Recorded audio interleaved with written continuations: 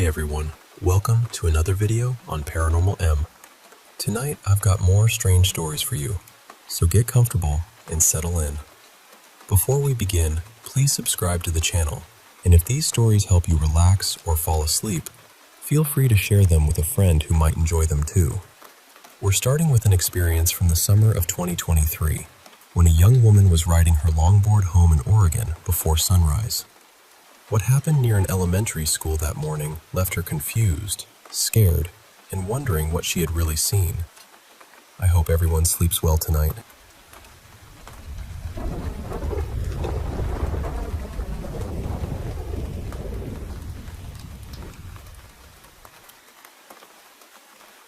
Hi everyone. I wanted to share something that happened to me because, honestly, I still don't know what to make of it. I've gone over it so many times in my head, and I keep coming back to the same feeling. Whatever I ran into that night did not feel like a normal person. This happened in the summer of 2023. For a little bit of context, I've had strange experiences for most of my life. I grew up feeling pretty sensitive to spiritual things, and I still think I am. I also live in a town in Oregon that's built on ancestral indigenous land, and I do feel like that matters. There's a certain heaviness in some places here, especially in my neighborhood. I've had weird things happen around this area before, but this one shook me more than anything else. At the time, I was 18, and I was riding my longboard home from my boyfriend Aaron's house. It was around 4 in the morning, so it was still completely dark and quiet. The route home took me past an elementary school, and that school has always felt strange to me at night. I can't really explain it, but the air there feels different, like the whole street is holding its breath. I was riding down the road in front of the school, and I swear there was nobody around. It was one of those empty neighborhood streets where you can hear every little wheel sound, every crack in the pavement, every leaf moving. I looked down for maybe 1 second, maybe not even that long, and when I looked back up, there was suddenly a man standing directly in front of me. I mean directly in front of me. I almost hit him. I was maybe a few inches away from slamming right into him. He was just standing there in the middle of the street, like he had been dropped there out of nowhere. I didn't see him walking up. I didn't see him coming from the sidewalk. He was just there. I stopped so fast I nearly fell off my board. I grabbed it and I looked at him, ready to apologize. But the second I really saw him, this deep fear hit me. Not normal fear. Not I almost ran into a stranger fear. It was something older than that. My whole body reacted before my mind could catch up. His face was wrong. I don't know how else to describe it. It looked almost human, but not quite. Like the features were arranged correctly, but something behind them wasn't working. His expression was completely blank, and his eyes didn't seem focused on me. It was like he was staring through me instead of at me. I blurted out something like, "Oh my God, I'm so sorry, I didn't even see you, what the hell?" And he didn't react. Not even a flinch. He didn't seem startled that I had almost crashed into him. He didn't answer me. He didn't blink in any way that felt natural. He just stood there, empty and still, like I wasn't even part of what was happening. For a few seconds, I couldn't move. I wanted to leave.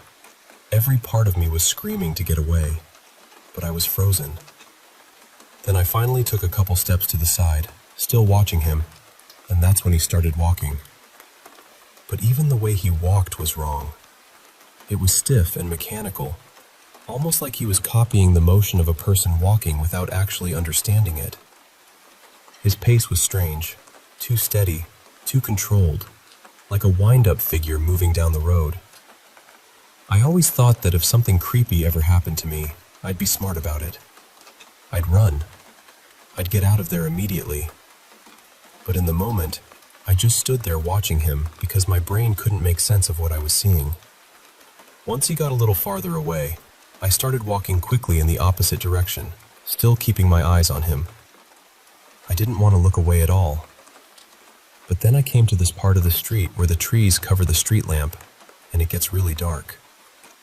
I was already terrified, so I glanced forward for just a second to make sure nothing else was ahead of me. When I looked back, he was gone. Completely gone. There wasn't anywhere obvious he could have gone that fast. The only real option would have been crossing toward the school parking lot, but he would have had to move impossibly quickly to get out of sight in that tiny amount of time. He appeared out of nowhere, and then he disappeared the same way. I don't know what he was. I don't know if he was some kind of spirit, something pretending to be human, or just something I don't have a name for. I've had ghost experiences before, but this felt different. This didn't feel like a normal haunting. This felt like my body recognized danger before I did. So I guess I'm sharing this because I want to know if anyone else has experienced something like this. Have you ever seen a person who didn't feel like a person? Because I still think about that night, and I still can't convince myself that what I saw was human.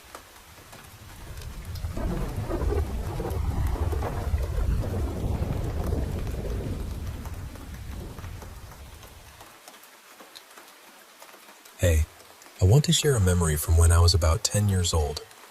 We were spending our summer vacation at my grandma's house. You know, the one we call Nani. Those 2 months are some of the most vivid parts of my childhood, mostly because of something pretty unsettling that happened. So, Nani lives in this village where there used to be these huge bamboo plantations, like a mini forest starting right from her backyard and stretching out into the distance. Back then, those bamboos were thick and tall, but now, well, they're gone. Around a month into our stay, there was a wedding nearby. Everyone was busy. My parents, cousins, uncles, aunts, even my grandpa.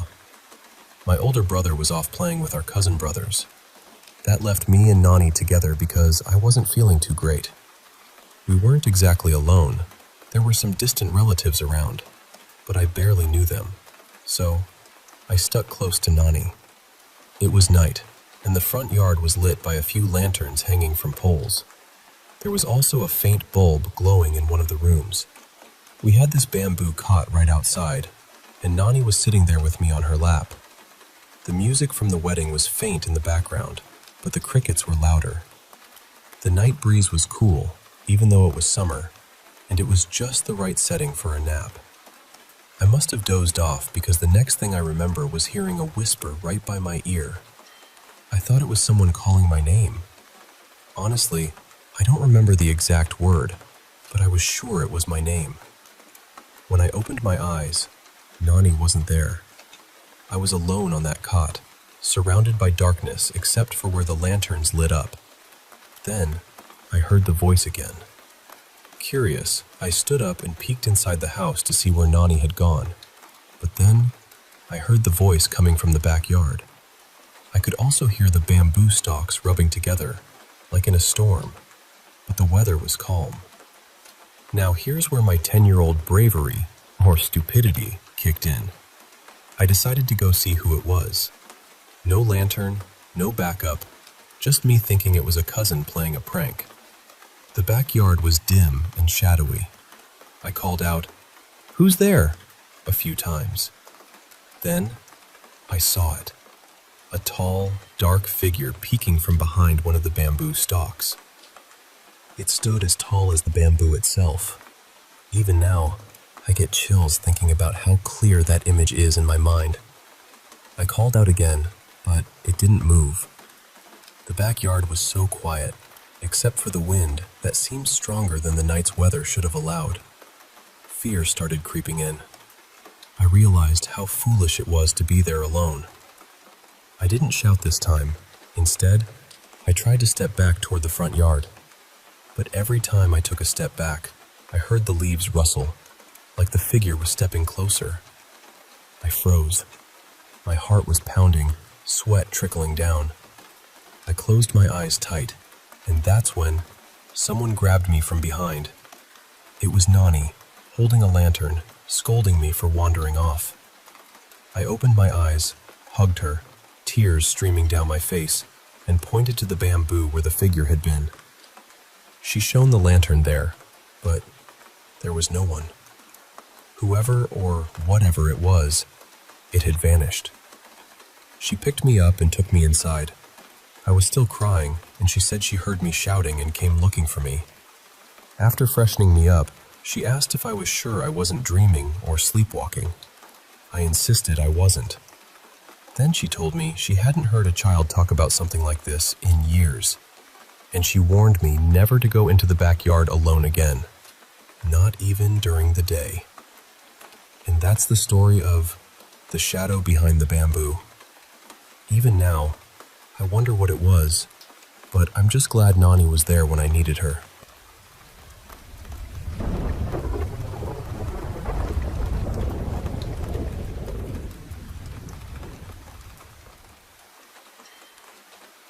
I've had a few moments with my daughter that I still don't really know how to explain.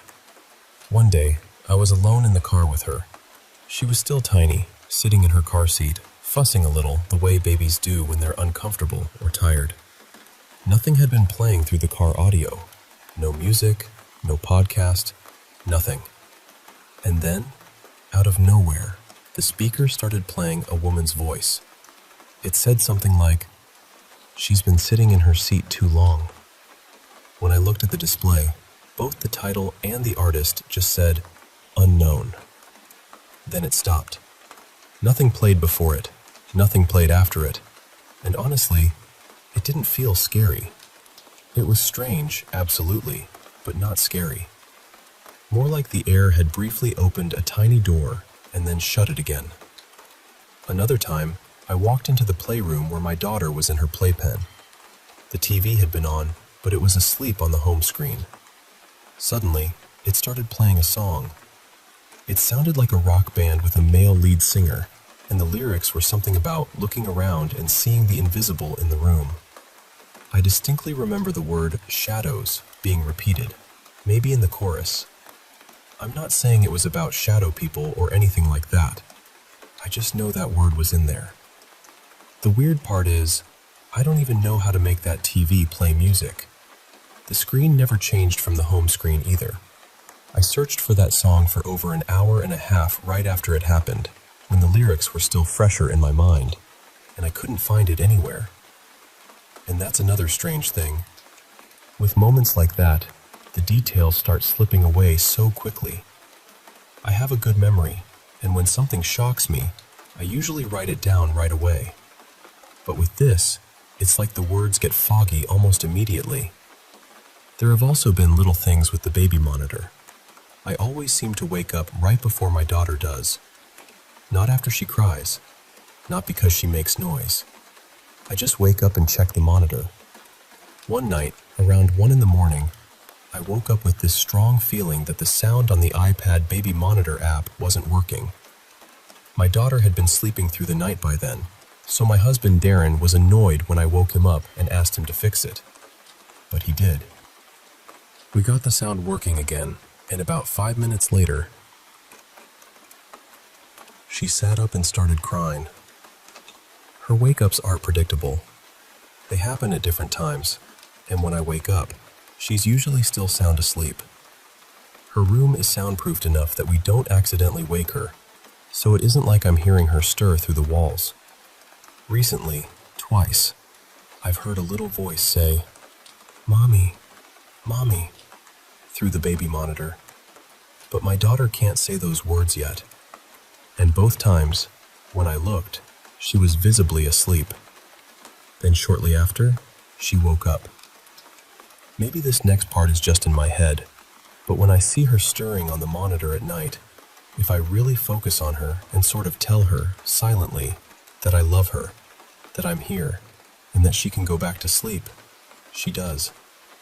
Almost every time. I know that sounds like a tired mother looking for patterns, and maybe that's all it is. I'm a stay-at-home mom right now, so I've always assumed I just know her rhythms better than anyone else. Intuition, pattern recognition, closeness. All of that makes sense. But then something happened recently that made me pause. We met up with one of my husband's friends and their family.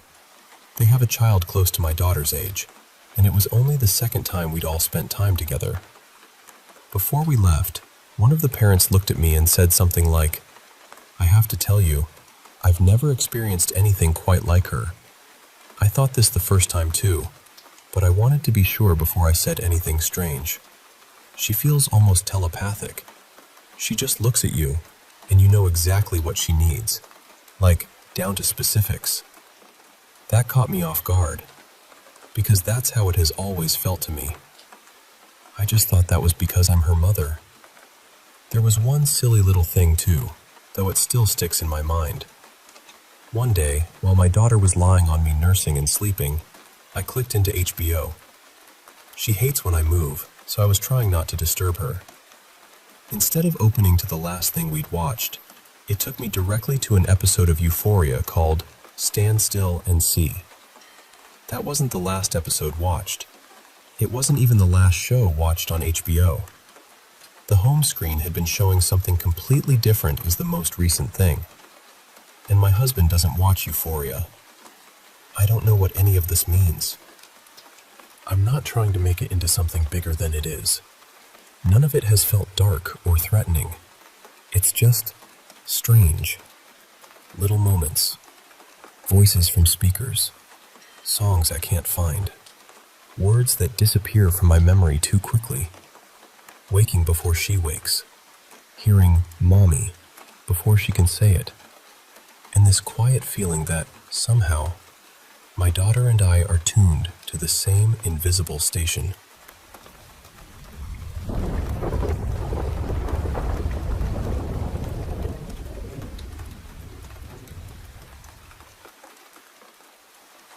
I heard this story years ago from an elderly night watchman who had worked in Hong Kong back in the early 80s. He was not the sort of man who dressed things up. He did not lower his voice or lean in dramatically. He simply told it the way a person tells you about an old scar, quietly, carefully, and with the feeling that he wished the memory had stayed buried. He said it happened in Admiralty around 1982. At that time, the whole district was changing. Old lanes were being cleared away.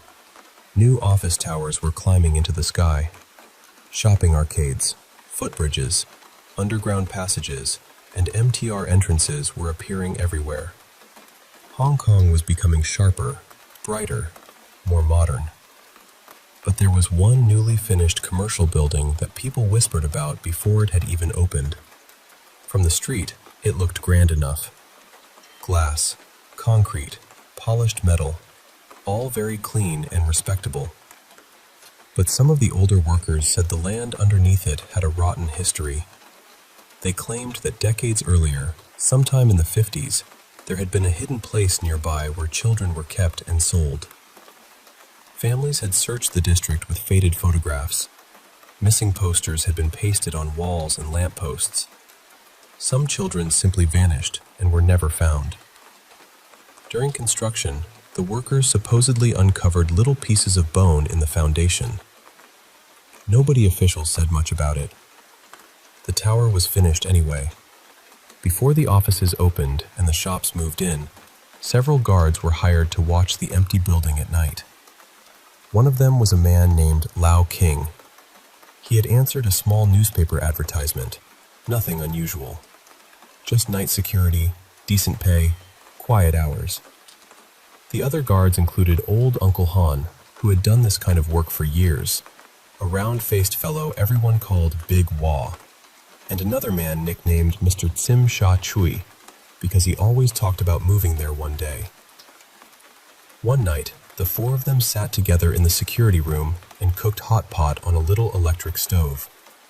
That detail always stayed with me. Not because it is frightening, but because it feels so human. Four tired men in an empty tower, filling the midnight air with steam, broth, jokes, and the smell of food so the silence would not feel so large. Then every CCTV monitor turned to snow. At that same moment, Mr. Tim Sa Choi reached for his throat. He made a choking sound and fell from his chair. They tried to help him, but it was too late. The explanation later was that a small bone fragment had somehow lodged in his windpipe. A freak accident, they said. But the other guards swore that just before the screens went blank, they saw something on one monitor. A child. A little boy wearing red. A few days after that, Uncle Han died at home. His neighbors heard banging and clattering from his kitchen, then nothing. When the police got inside, they found him on the floor beside the stove. The metal around the burners was scorched black, as if fire had burst out from inside the appliance itself. And in the soot, there were tiny handprints. A Taoist priest was asked to come. He said the stove was more than a place for cooking. In a home, it carried the warmth of the family. It was the mouth of life. If something forced its way through that place, then what entered might not be easy to send back. Then the priest looked at Lao King's birth details. His face changed. He told Lao that he had been born under a deeply yin alignment. Yin year, yin month, yin day, yin hour. His wife was pregnant too, and whatever was inside that tower, the priest said, was not really hunting Lao. It wanted the baby. Big Wah was the next to go. He quit the job, packed quickly, and tried to leave Hong Kong for a while. But while driving through a tunnel late at night, his car slammed into the wall. When the authorities checked the footage, the back seat seemed empty. Until one frame. Just one frame showed a red blur behind him. After 3 deaths, the tower's opening was delayed. By then, everyone had a different explanation. Some said the spirits of the missing children were angry. Some said they wanted justice. Others said one child had stayed too long in the dark and had become something else entirely, something that no longer remembered what justice meant. Then the building became worse. Guards began seeing a boy in red reflected in elevator doors. Never directly, only in mirrored surfaces, glass panels, polished metal. The fountain outside the lobby supposedly showed his reflection after midnight, even when no one was standing there. Down in the basement, men heard nursery songs drifting through the corridors, sung by many thin little voices that did not quite match each other. And the elevators kept moving by themselves, always downward, always to B3. The priest told Lao King there was one final way to stop it. He had to seal 3 hidden geomantic gates inside the tower, and he had to destroy the stove in his own home before the thing could use it. But by then, Lao's wife had begun to change. Her skin became pale. Her mouth looked too red. At night, she moved furniture into strange positions and screamed whenever Lao tried to put things back. When he lifted a hammer to smash the stove, she held her stomach and begged him to stop. She cried that he was hurting their unborn child. And Lao stopped. A few days later, the priest was found barely alive. Before he died, he left one message. The bones were in the storm drain on B3. Seal them with blood. So Lao went down alone. He said the basement air was greenish, damp, and heavy. At the end of the corridor stood Mr. Tsim Sha Chui, dead and silent, raising one hand as if calling him closer. Then the elevator doors opened behind him. Children were laughing inside. A little boy in red stepped out. He was smiling much too widely. Lao found the drain.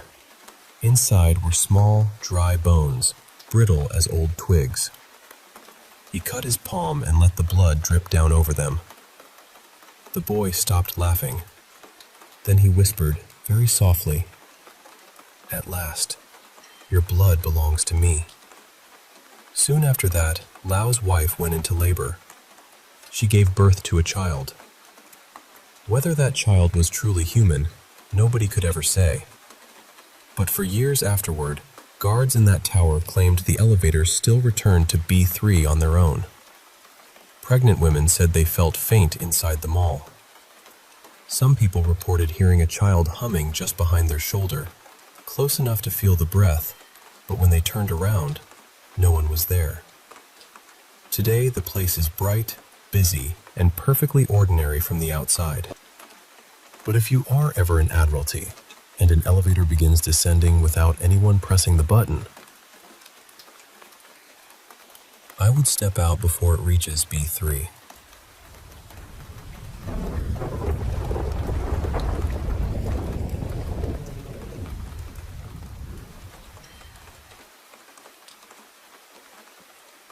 I've had a number of encounters over the years.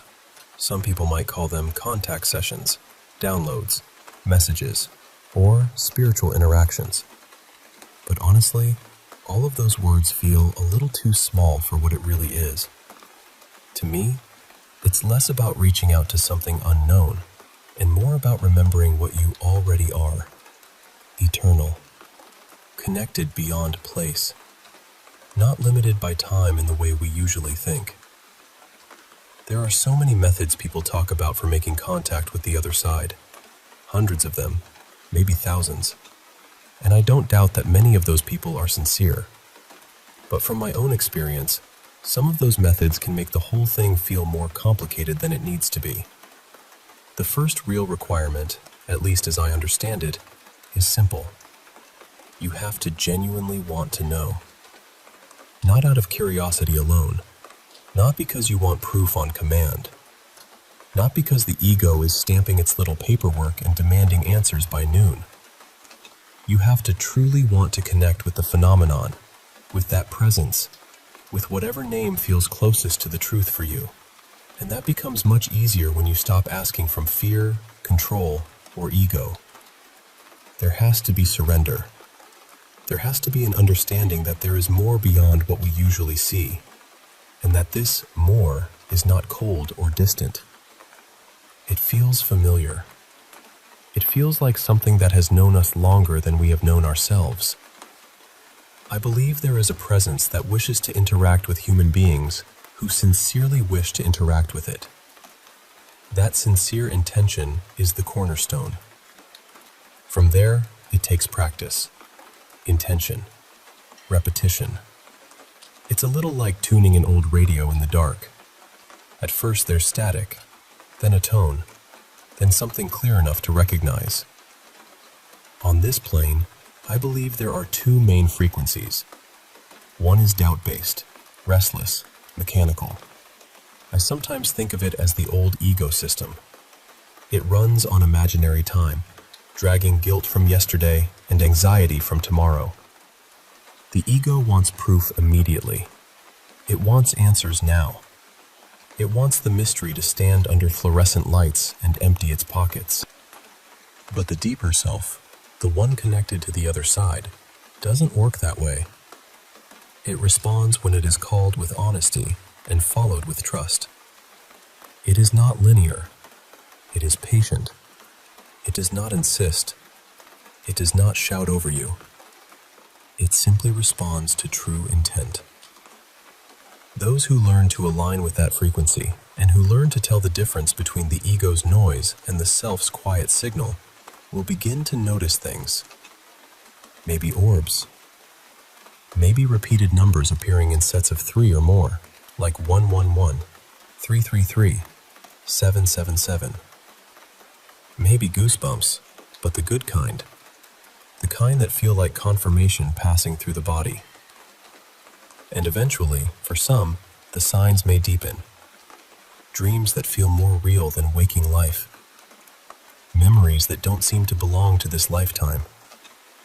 Fragments from before this body, before this earth, before the little story we usually call me. There are ways to make this easier, though it remains deeply personal. For me, the hours before dawn have always felt especially open. The world is quieter then. The usual machinery of thought has softened. Nature helps too. Trees, green places, stillness, and water most of all. Rivers, lakes, oceans, even the sound of rain. Water seems to carry something. It quiets the mind and sharpens the unseen. Why? Because this reality, in some sense, behaves like an electromagnetic field. And during the night, when the outer world rests and the great machine seems to sleep, that presence becomes easier to sense. The same is true around trees and water. They seem to hold a cleaner signal. So my advice is simple. Seek sincerely. Then listen. From ancient times until now, what was true has remained true. The world has always had an illusory quality. Many people sense it, even if they don't know how to describe it. Believer or not, almost everyone has felt at some point that something about this place is strange, incomplete, or not quite what it appears to be. And I'll say this again because it matters. What was true yesterday is still true today. What you are seeking is also seeking you. You were never truly alone.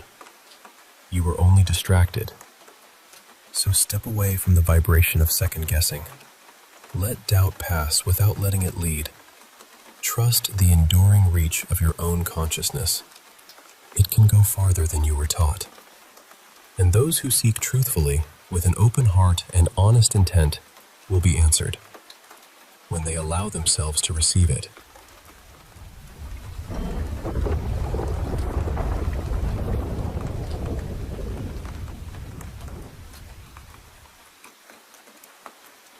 I'm grateful I've never personally seen anything as terrifying as what my sister has.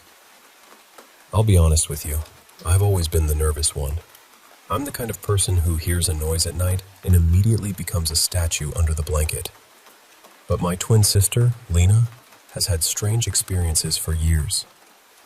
To give you a little background, we grew up around my grandparents' old house. It was built sometime in the early 1900s, and it had that heavy, quiet feeling old houses sometimes have, like the walls were holding on to things nobody had said out loud in a long time. We later found out that a family who lived there before my grandparents had gone through a terrible house fire, and their young daughter had died in it. But we didn't know any of that when my sister had her first experience. We were about 12 at the time. Lena said she woke up in the middle of the night and saw a little girl beside her bed. She had braids, and she was pretty, almost gentle looking. Her arms were resting on the mattress, and her chin was on top of them, like she was just quietly watching my sister sleep. Lena said the girl was very close. At first, she didn't understand what she was seeing. Then it hit her that this little girl should not have been there. She shut her eyes tight, grabbed onto her blanket, and didn't move. She said the girl didn't feel evil or angry, but just knowing she wasn't supposed to be in that room scared her badly. A few days later, she finally told my grandparents. They said they had never seen anything themselves, but then my uncle, who was only a few years older than us, admitted that he and his girlfriend, who is now his wife, had experienced strange things in that house too. One evening, my uncle was getting ready to go out while his girlfriend waited in the living room. When he came out of the bathroom, she asked him if he had left the water running. He heard it too, so he went back to check. The sink was off. They stood there confused, and then, right before they were about to leave again, they heard the water running a second time. He went back, and this time, the faucet really was on. My uncle has always been the kind of person who tries to find a logical reason for everything, so he didn't make a big deal out of it. But still, it was strange. As the years went on, Lena kept telling our parents things like, "I heard something," or "I saw a shadow in the hallway." My mom never had any paranormal experiences herself, so she usually told Lena it was because she watched too many ghost shows and scary videos. But then Lena started working at a department store in the mall, and the experiences followed her there. She worked at the customer service counter on the 3rd floor. During closing, she usually had to let the other employees out, then wait for the manager and the security guard. That meant she was often one of the only people left in that huge store. At first, she would hear hangers clinking together, even though nobody was supposed to be near the racks. She tried to ignore it. She told herself it was just the building settling, or echoes from earlier in the day. But then one night, while she was closing, she heard noises coming from the offices behind the counter. She asked the security guard to check and make sure nobody was back there before they left. He looked straight at her and said, "Get your stuff. Let's go." That scared her more than the noise did. She asked him again, "What if someone is hiding back there?" And he just said, "Ignore it. Let's go." So they left. Another time, she went into the break room by herself to eat. There was a storage room inside where they kept mannequins, displays, and extra supplies. She had just heated up her food and sat down when she heard the storage room door creak. Then it opened a little. She froze, waiting for someone to walk out. Nobody did. She grabbed her food and left as fast as she could. She said she had chills all over her body, not just from fear, but from that deep, wrong feeling you get when your body knows something is off before your mind catches up. She knew the woman who worked with the security cameras, so later she asked if anyone had gone into that storage room before her and never came out. The woman checked and said no one had gone in, but on the footage, they could see the door open by itself. After that, Lena refused to eat in the break room unless other people were there. And those hangers I mentioned before, they became part of another experience. One night, she was walking down the aisle with the manager and security guard after closing. She was already nervous every time she had to close, so she always stayed close to them. She said she was walking in the middle, between both of them, nowhere near the racks. Then suddenly, her purse got caught on a hanger. They laughed and joked that maybe the ghost wanted her to stay, but Lena didn't think it was funny. To her, it just added another layer to everything that had already been happening. Another night, she was training a new customer service employee. The customer service area was wide, with hallways on both sides leading back toward the offices. There was also a meeting room off to one side. They were getting ready for the last few hours of the shift when suddenly, from inside the meeting room, they heard a loud crash. Then more noise. It sounded like chairs and tables being shoved around, maybe even thrown. Like someone in there was furious. But there was no meeting scheduled. Nobody was supposed to be inside. Lena knew immediately that something wasn't right, but she tried to act calm because the new girl was curious and wanted to go look. Lena told her, "Don't go in there. Just ignore it." The girl kept wondering if maybe someone was inside, and Lena finally said, "If you go in there and something happens, I'm grabbing my stuff and running, so please, just leave it alone." They kept working and never talked about it again. But the experience that really pushed Lena to her limit happened while she was closing with an older coworker who had trained her. Lena liked working with her. She felt comfortable around her. They were closing their registers. Lena was on one far side of the counter, and the other woman was on the opposite side. All of a sudden, the woman screamed. Lena rushed to ask if she was okay, but the woman had gone pale. She looked terrified and didn't want to say what she had seen. Lena kept asking because she knew she was supposed to stay there by herself after the woman left. Finally, the coworker told her there had been a man near Lena. She said he looked wrong somehow, and he was leaning toward Lena like he was about to whisper something directly into her ear. That was it for my sister.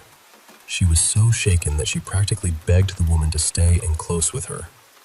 After that, Lena decided she couldn't keep working there anymore and started looking for another job. As for me, I only have one experience, and it happened a couple of weeks ago. It was a Sunday. My parents and Lena had gone to the hospital so my dad could get checked out, and I stayed home with my brother. We were asleep in the TV room, which has a clear view into the kitchen. At some point, I woke up because I heard something. I'm still not sure if I was half dreaming or fully awake, but I thought I saw a figure move into the kitchen. At first, I assumed my parents had come home, but I kept listening, and I kept watching the kitchen, and slowly I realized there was no one there. I got scared, so I turned around and hugged my brother. 4 days later, my mother passed away. I don't know if what I saw had anything to do with that. I can't say for sure, but it has stayed with me, quietly sitting in the back of my mind ever since. Those are some of the strange things my family has experienced, and even now, I still don't know what to make of all of it.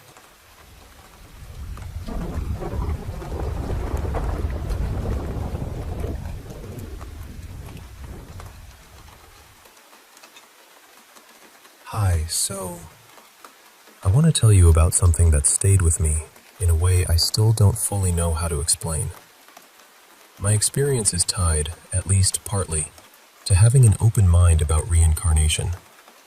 Not just the usual idea of a past life, but things like ancestral return, inherited memory, or that strange feeling that something old in your bloodline is somehow still speaking. I know those are big concepts, and people can look them up if they want the deeper explanations. But the simple version is this. I recently uncovered what may have been a past life, or maybe some kind of spiritual connection to an ancestor. And honestly, it was probably one of the least comforting possibilities I could have imagined. I'm a man in my early 40s, and not long ago, I went through the end of a relationship. Nothing supernatural seemed to be happening at first. It was just the normal mess of heartbreak, sadness, disappointment, regret, anger, all of it. But those emotions seemed to open some hidden door in me. Out of nowhere, I started thinking about one very specific man in my family tree. I barely knew anything about him. Just a few census records, a couple of military index entries, the bare bones of a life. I knew he had lived in Baltimore County, Maryland during the Civil War, and that he had served with the 7th Maryland Volunteers in the Union Army. That was about it. I live in Maryland too, though in a different county. Most of my older family came from Baltimore or nearby areas, not from the part of Maryland where I grew up. So this man wasn't someone I had grown up hearing stories about. He wasn't family lore. He was just a name on paper. But after that breakup, he came to mind with this strange urgency. It felt almost like waking up with the sudden need to call someone. Not casually, urgently. Like something was pressing on my shoulder. At first, I thought maybe I was just looking for a distraction from feeling miserable. And honestly, that would have made sense. Research can be a shelter when your heart is making too much noise. But the feeling kept getting sharper. It didn't feel random. It felt connected to what I was feeling, in a way I couldn't name yet. So I started digging into this relative, Jonas Thomas Kelbaugh, who lived from 1840 to 1908. Now, I should say this part clearly. I'm trained in genealogical research. I have a certificate in it, a graduate degree in library science, and years of experience working with records, archives, and family history. So when I research, I'm not trying to force a story onto the evidence. I don't like bending facts until they fit feelings. But what I found was strange, because the facts started echoing my emotions. Jonas had enlisted in the Union Army, and from what I could piece together, it may have been partly because he wanted approval to court the woman he later married, Bethany Ann Schaefer. Bethany had already been treated as a source of shame in her family because she had a child outside of marriage, and the man involved never married her. Her father was protective of her, maybe even fiercely so, and he was also a strong Union supporter. He believed the rebellion had to be put down by force. Jonas worked as a stonemason and spent time on his uncle's farm in Carroll County, Maryland. That uncle lived near Bethany's father, and Jonas appears to have done some work around the Schaefer farm too. So I began to see the shape of it. A young man, trying to prove himself, trying to become acceptable in the eyes of the woman's family. He enlisted in August of 1862. He joined Company D of the 7th Maryland Volunteers, alongside neighbors and relatives. Soon after, he marched toward the front, not long after the Battle of Antietam. But after several months, whatever noble or romantic reason had carried him into the army seemed to collapse under the reality of war. He had likely seen frightening action during the Confederate retreat after Antietam. Then winter came. Christmas came. Homesickness must have pressed down hard, and Jonas deserted. He left with a small group of other soldiers and made the long journey back home, roughly 70 miles or so.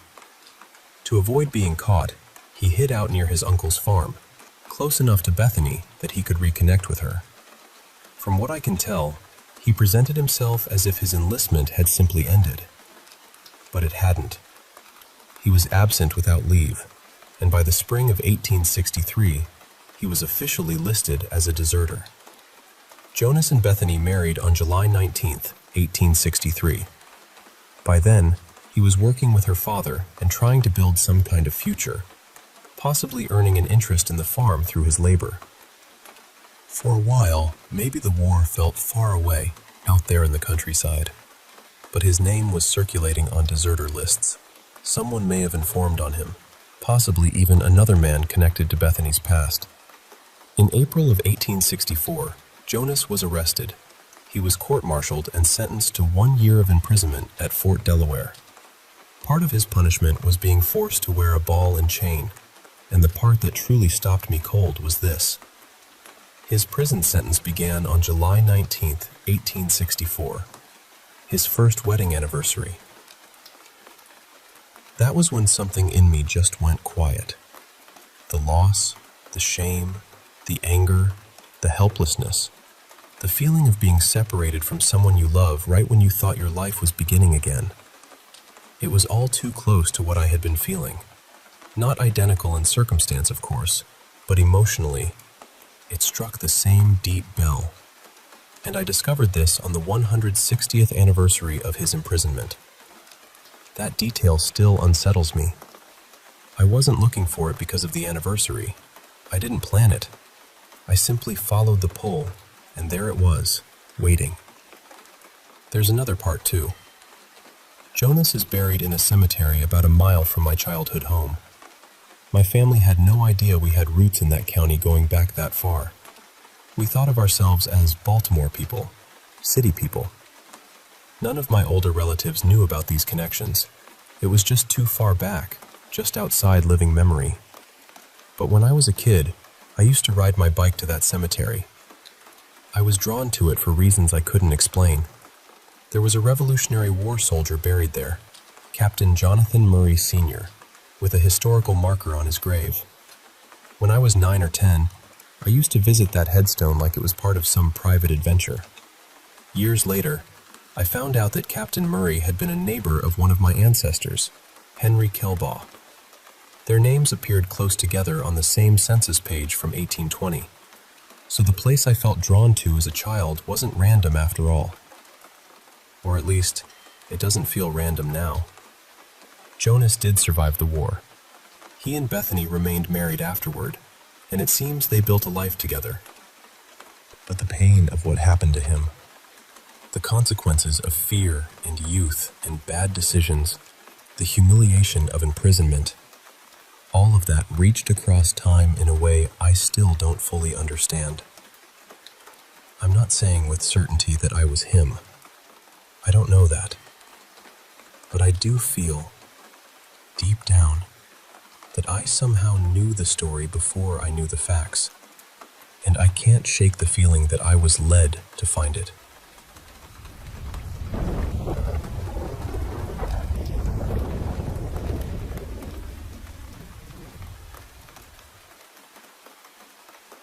I still remember how big those little paranormal games felt back in middle school.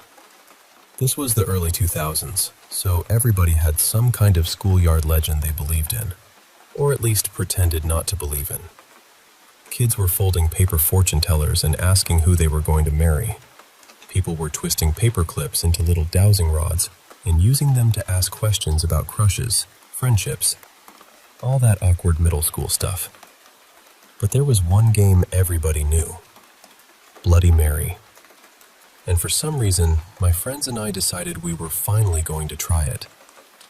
There were 3 of us that day, and the strange part is that we all had almost the same first name. I'll call myself Aaron here, and the other 2 were Ari and Aaron. At the time, that felt important somehow. We had heard all these rumors that rituals were stronger when 3 people did them together. You know how kids talk. Someone always has a cousin or an older sibling who knows something. So after class one afternoon, we went into one of the school bathrooms. We checked the stalls first. Every single one. Nobody was in there. Then we closed the door, pulled the little window shutter so the room got darker, and turned off the lights. It wasn't pitch black, but it was close. The only thing I could really make out was the faint shape of the mirror above the sinks. The 3 of us stood there shoulder to shoulder, staring into it. And before we even said anything, I remember feeling wrong about it. Not scared exactly, at least not at first. More like the air had gotten heavier. Like we had stepped into a place that didn't want us making jokes anymore. Then we started saying it together. Bloody Mary. Bloody Mary. Bloody Mary. For a few seconds, nothing happened. No face in the mirror. No shadow behind us. No hand on the glass. Nothing.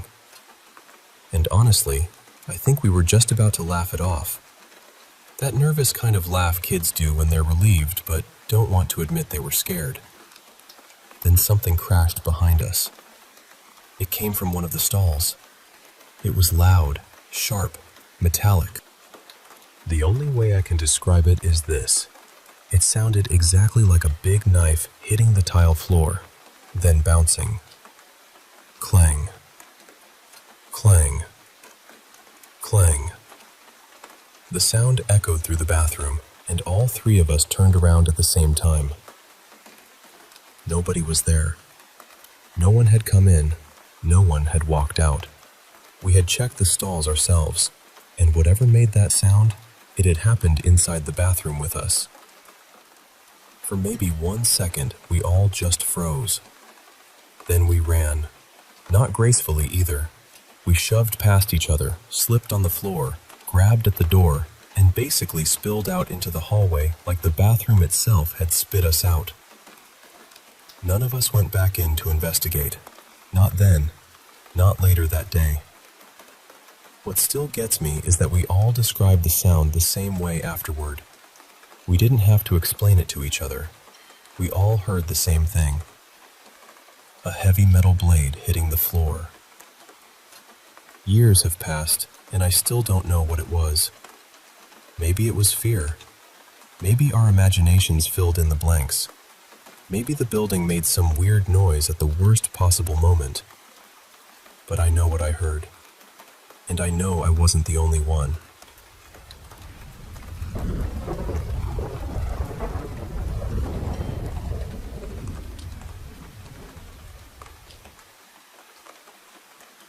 Hey, I want to share with you a story from a few years ago. Something that still gives me chills when I think about it. So, back when I was 18, my friends and I decided to take a trip to a rural village to unwind. My late grandparents had a house there, nothing fancy, but it felt like the perfect escape from city life. We packed up, took a 2-hour drive, and then walked for about half an hour to reach the village. It was bigger than I expected, with chickens, goats, and dogs roaming freely. A real countryside vibe. We settled into the house and spent the first day resting. The next morning, we planned to visit this scenic spot my dad had told me about. We packed water but forgot food, thinking the trip would be short. After about 30 minutes hiking through some dense woods, we arrived at this breathtaking clearing with a huge tree and a stunning view. But, being young and curious, we kept exploring and lost track of time. Ended up spending an extra hour and a half wandering around. When we decided to head back, things got weird. We tried retracing our steps, but no matter how fast we walked or jogged, we couldn't find that big tree again. Panic started setting in. Then, out of nowhere, An old woman appeared on the trail. We asked her how close the village was, and she said we'd been heading the wrong way. The village was still a 3-hour walk away. 3 of us were barely able to stand at that point, so when she offered us shelter and food, we were hesitant but eventually agreed. Her cabin was small but clean, with a little garden and a goat tied outside. Inside, the furniture was old but tidy. She served us plates filled with chicken, veggies, salad, and tea. Everyone except my friend Adam and me ate eagerly. Adam was suspicious, not touching the food or tea, and I was torn between my hunger and caution, but eventually gave in. After eating, the woman excused herself to rest, and one by one, we all fell asleep on those hard sofas. I set an alarm to wake us after 30 minutes. Adam decided to stay awake and watch around. Suddenly, I was jolted awake by worried faces. It was sunrise, but Adam was nowhere to be found. We called for him, but no answer. I went to check the woman's room, where she had gone to sleep. But the room was empty. No bed, no furniture, just 4 bare walls. The kitchen was empty too. My phone was dead, and all our phones had lost power somehow. We ran towards the village, calling Adam's name. When we finally reached some neighbors, they looked scared and asked, "Where have you been for the past 3 days?" Turns out, we had been missing for 3 days. My parents were worried sick, had called the neighbors, and even reported me missing. The whole village had been searching. They took us to the local mosque, where the imam suggested it might be witchcraft. We went back with some men to search for Adam near the cabin, but found no trace. Even the police couldn't find anything. To this day, I wonder what really happened. Why was Adam the only one to disappear? Was it because he didn't eat, or because he was exploring the cabin? A part of me wants to go back, to uncover the truth, but every time I think about that place, I'm gripped by a deep fear. I don't know if that woman was some kind of witch, or if something else was going on, but it's a mystery that still haunts me.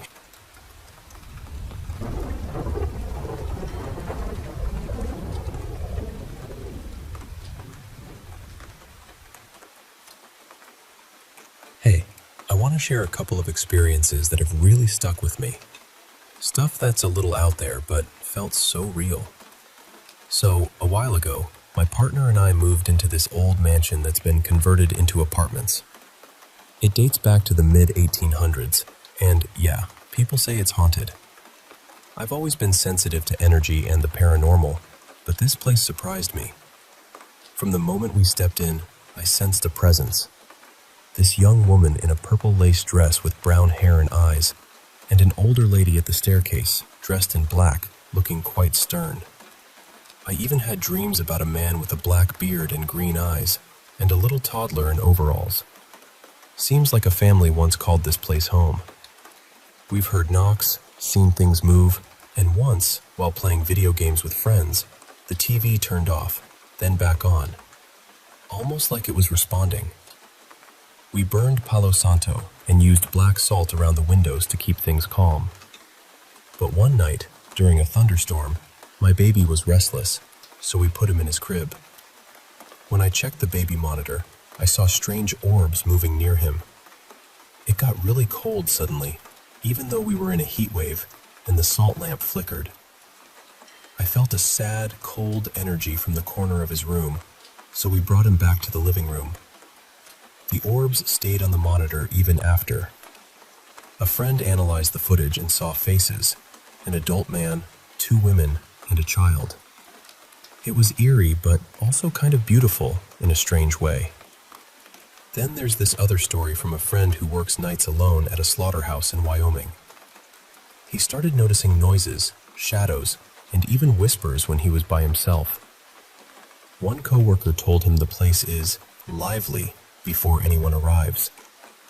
My friend joked with the spirits, asking them to give him space since he needed to work, but that only seemed to stir things up more. He'd see figures out of the corner of his eye, and once heard footsteps right behind him, though he knew it probably wouldn't stop anything. Even after work, He felt like something was following him. He's scared, but isn't ready to quit because the job has really helped his life. He just wishes the spirits could leave him be. And lastly, there's this basement in my family home that's always given me the creeps, even though I don't really believe in ghosts. It's peaceful overall, but there's one room, the gaming room, that makes my heart race whenever I'm near it. It's like this invisible weight or tension sits in the air. I'm not sure what it is, but it's enough to make me anxious every time I pass by. So, yeah, maybe these things can't be explained fully, but sometimes the feelings and signs are impossible to ignore. Have you ever felt something like this in a place you live or work? It's strange, but it also makes you wonder about the stories that old walls could tell if they could speak.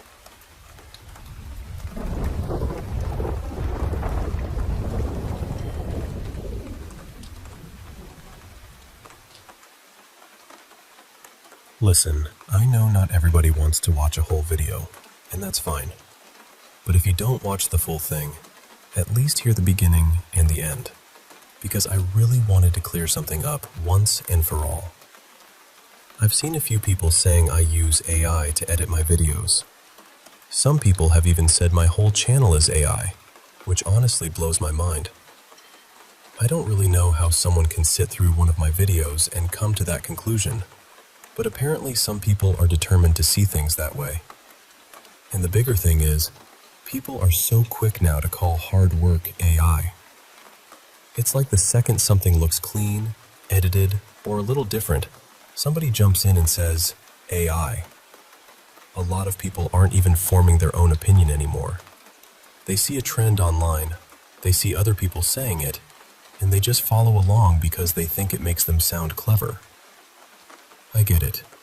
People always say not to feed the trolls, and I try not to. But I'm being honest, it gets frustrating after a while. So I decided to record myself editing one of my upcoming videos, the one I'm planning to post soon, because I thought maybe it would help to actually show the process. And honestly, some of you might find it interesting too, because creators don't always show what happens behind the curtain. AI bothers me because it takes credit away from people who are really putting in the time. There are people filming, editing, adjusting sound, color grading, writing descriptions, coming up with titles, and doing all of that by hand. Then AI can spit something out in under a minute, and suddenly people start accusing real creators of doing the same thing. From what I've seen, you can usually still tell when something is AI.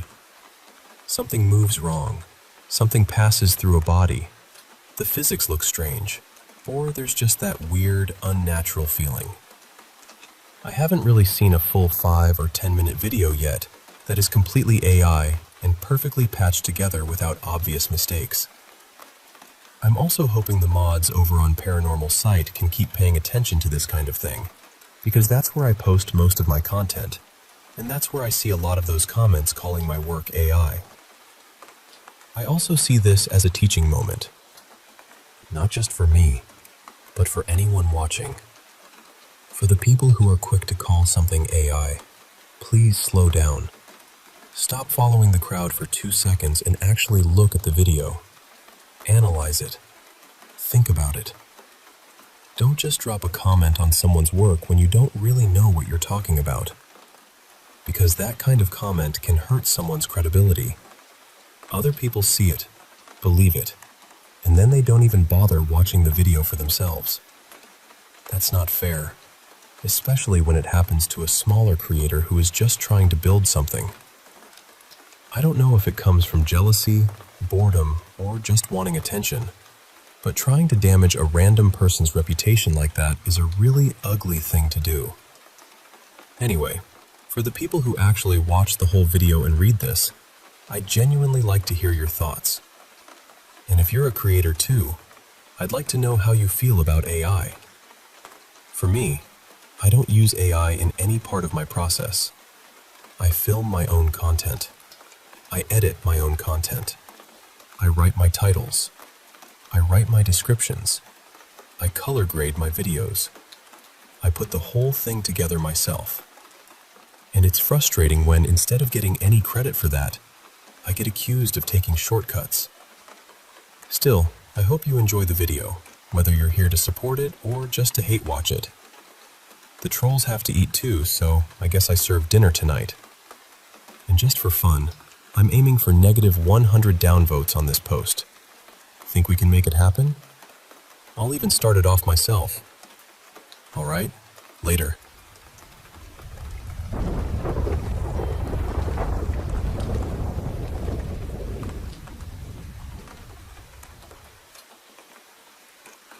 Hey, I want to share something personal that's been weighing on me for a while now. There's this one room in our basement. I used to think it was just my imagination or leftover fears from childhood. But lately, it's been a different story. I always felt like someone was in there, watching or waiting. For the longest time, I convinced myself I was just being paranoid. The strange thing is, my partner Lily feels the same way about that room. The first time she stayed over, we went down to grab some drinks, and when we got near that door, she just froze. She said she didn't want to go in and would wait for me outside. At first, I thought maybe she just didn't like basements. But then, a few months back, when I finally told her about my feelings, she immediately said, "You mean the room right across the stairs?" That's the gaming room. I asked how she knew, and she said she felt something there too. She mentioned seeing shadows flicker at the edge of her vision. What freaked me out was that I'd never told anyone about this room before. It's getting harder to ignore. The shadows seem more real, and I hear soft tapping on the door sometimes, like someone or something is trying to get my attention. I'm trying to tell myself it's just my mind playing tricks, but honestly, it's starting to mess with me. I'm desperate for advice on how to face this fear and maybe even understand what's going on. Because if this keeps up, I don't think I'll ever go down to the basement again. And that thought, it's just not okay with me.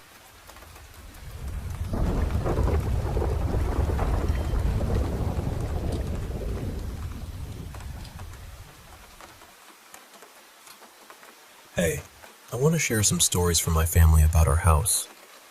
The one we believe is haunted. It's been a bit unnerving, but also strangely fascinating. First, there's my stepdaughter, Maya. She lived with us for about a year, in the room where our son sleeps now. One night, she went to shower and ended up having a conversation with a woman she thought was me. The door was closed, but the voice sounded just like mine. She chatted for about 20 minutes, thinking I was sitting on her bed. What's wild is, my husband and I were right there in the living room with our son watching TV the whole time. When Maya came out, she even told me it was rude to just walk off mid-conversation. We assured her I hadn't left the couch once. Then there's my husband's experience. This happened when our son was just a toddler, around 3 or 4. After I had a car accident, my mom came to pick up me and the little guy. My husband came home, knowing I wasn't there, but he saw a woman who looked just like me enter our bedroom. He talked with her for a few minutes while sitting in the living room. When he got up to join her, she vanished. Then, the paperwork he'd left on the table was found torn to pieces. It was unsettling. My oldest sister, Clara, had her own strange moment. Her daughter was visiting us for the summer and stayed in our son's room. One night, Clara woke up feeling really uneasy and saw a little girl sitting quietly in the corner, elbows on knees, hands on her face, just staring at her. Our son had called this mysterious figure Little Sarah. Clara covered herself with the blanket and prayed, feeling like time stretched forever. When she finally peeked, the girl was gone. But then, when Clara went to the bathroom, she looked into our room and saw that same little girl squatting in the corner there. Clara didn't go back to the bathroom that night and stayed under the covers until morning. And just last night, at around 4:45 a.m., our son woke me up asking what I had been whispering to him. I told him I hadn't said anything. My husband, who leaves for work at 4 a.m., and our son, Both saw me pick up the AirPods our son dropped and put them back in the case. Our son went back to bed, but woke up again at 4:25, coming out to ask where his other AirPod was. We had just seen me put both AirPods in the case, but one was mysteriously lying on the floor. None of us had touched it since. These moments make the house feel alive in a way that's hard to explain. It's spooky, yes, but also a part of our family story now. Thanks for listening.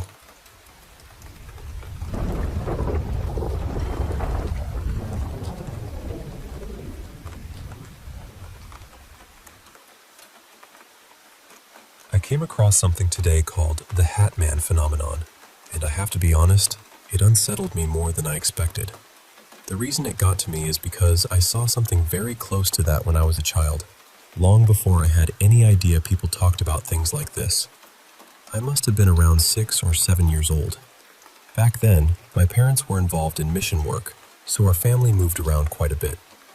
We lived in different places, sometimes in very simple homes, and for a while we stayed in this small wooden cabin-style house that had been arranged for us. It was a modest little place, and one detail I still remember clearly is that the bathroom was not inside the house. It was in a separate little structure just behind it. So at night, whenever my siblings or I needed to use the bathroom, we would wake up one of our parents and ask them to come with us.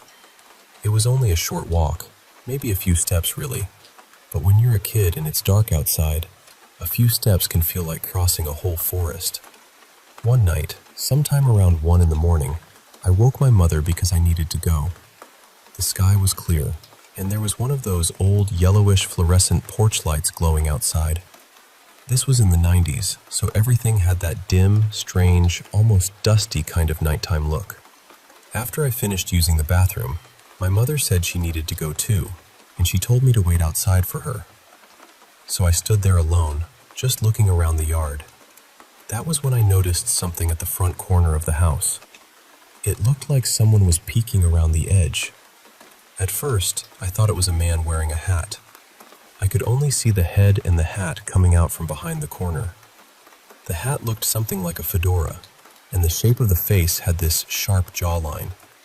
But the whole figure was completely black. Not dark-skinned, not hidden in shadow, but black like a cutout, like a person-shaped absence. There were no eyes, no mouth, no nose, nothing. No face at all. And still, somehow, I knew it was looking directly at me. The strange part was the light. That yellow porch light was bright enough to show the plants and leaves behind it, but none of that light touched the figure. It did not reflect anything. It did not reveal any detail. It was just there, perfectly dark. I was scared, but not in the way I probably should have been. At the time, I thought maybe it was one of the older neighborhood kids trying to scare me. That kind of thing happens sometimes, so my first thought was not ghost or monster. I thought it was a prank, so I called out to it. It did not answer. I called again. Still nothing. It did not move. It did not flinch. It just stayed there, staring at me without eyes. And then, for reasons I still do not fully understand, I decided the best thing to do was run straight at it. So I charged toward the corner of the house. As I got closer, the figure seemed to shrink. I do not know how else to describe it. It was not backing away exactly. It was more like it was folding down into itself, becoming smaller and flatter. By the time I reached it, it looked almost two-dimensional, like a shadow pressed against the ground. Then it slid into the shadow of a chair on the porch and disappeared. Just like that. Gone.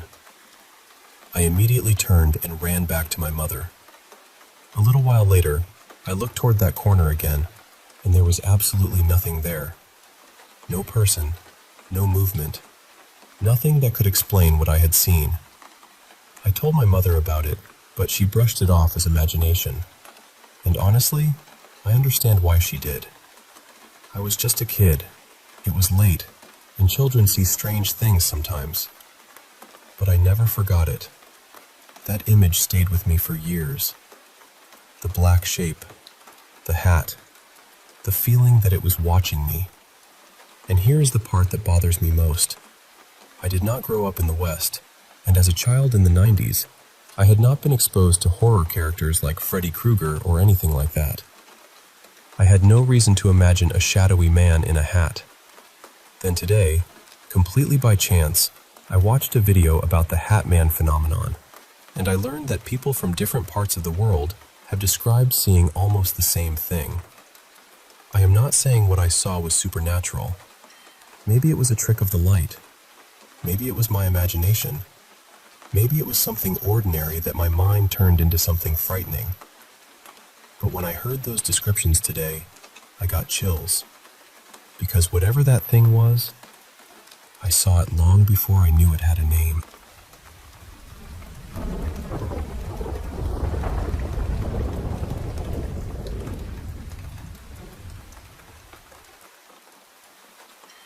Hey, I want to share a story with you.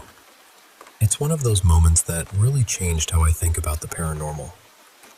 So, I'm not someone who grew up fully convinced about ghosts and spirits. Sure, I had some weird things happen when I was a kid, like once waking up to this shadowy figure at my bedroom door, or another time seeing what looked like a man in a white robe on the beach from our vacation condo window. I told my parents, but when they came to look, he was gone. I always thought maybe it was just my imagination, or my eyes playing tricks. Fast forward to college, I was living in a dorm, and there was this well-known story about a woman who'd been murdered there years before. One night, I was alone in my room when I heard a woman whisper my name right next to the wall.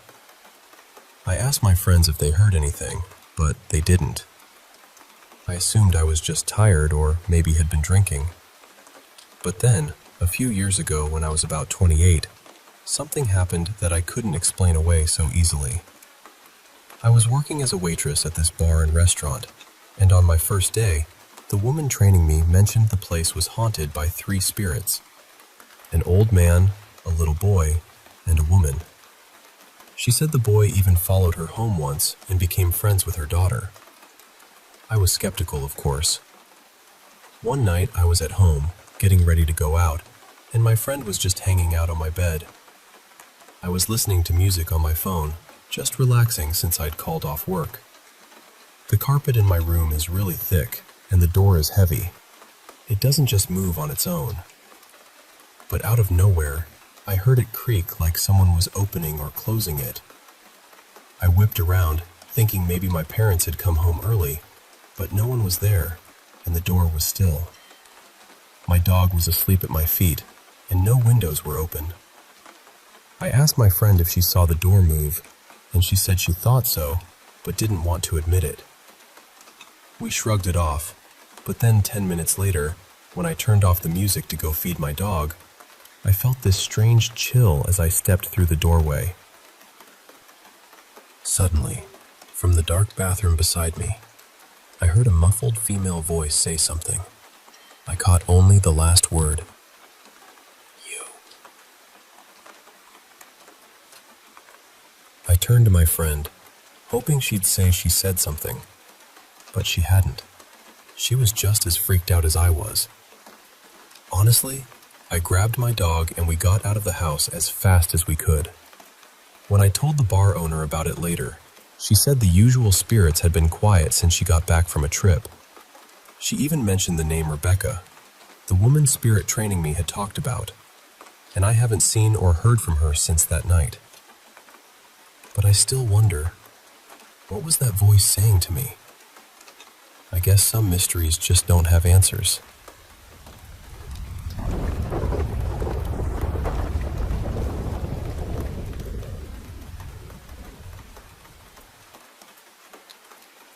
I was 17 when this happened. I'm 26 now, and honestly, I've kept this story to myself for years. Not because I enjoy being mysterious about it, but because whenever I've tried to tell people, they either think I made it up or that I had some kind of sleep paralysis episode. And maybe they're right. I've turned that possibility over in my head more times than I can count. But there's one part of it I still can't explain. Back then, my parents had gone away for a family wedding. I didn't want to miss school, so I stayed home by myself for a couple of nights.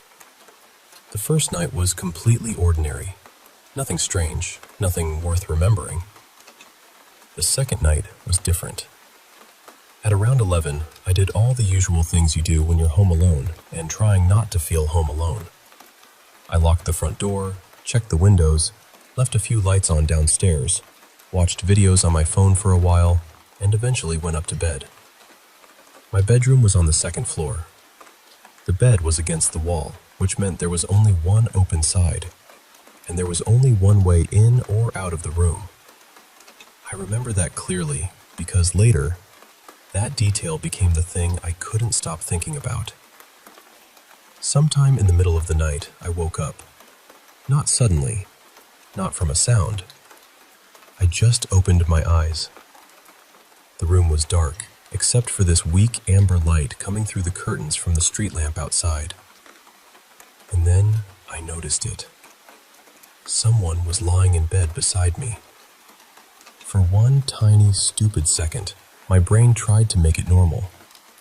I thought maybe my mom had come home early and had come in to check on me. But then I remembered. My parents were hours away. I went completely still. The person beside me was turned away from me. I could see long, dark hair spread across my pillow. The shape looked like a woman. She wasn't moving. She wasn't breathing loudly. She was just there. And fear is strange because people always think they know what they do. They think they'd scream, jump up, grab something, run. I did none of that. I just froze. My heart was beating so hard it felt like it was trying to climb out of my throat. I stared at the back of her head for what felt like forever. I kept waiting for her to shift or sit up or do anything at all. She didn't. Eventually, I managed to convince myself that I was dreaming, or half dreaming, or trapped in that weird space between being awake and asleep. So I closed my eyes. I don't know how much time passed after that. Maybe a minute, maybe 10 seconds. Then, I felt the mattress move. Slowly, carefully, like someone was turning over beside me. I opened my eyes again. Now she was facing me. I couldn't see her face clearly. The room was too dark for that. But I knew she was looking right at me. I have never felt anything like that fear. Not before, not since. I wanted to move. I wanted to yell. I wanted to throw myself out of the bed and get to the door. But my body wouldn't listen. Then she whispered, "He's standing behind you." Her voice sounded like a woman's voice. Soft, almost kind. And somehow, that made it worse, because I was facing the wall, which meant if someone was behind me, they were standing on the open side of the bed, between me and the bedroom door, blocking the only way out. I squeezed my eyes shut. I don't know why. Maybe some small, ancient part of my brain thought that if I didn't look, nothing could happen. So I stayed like that, eyes closed, barely breathing, waiting. Eventually, I must have fallen asleep, or passed out.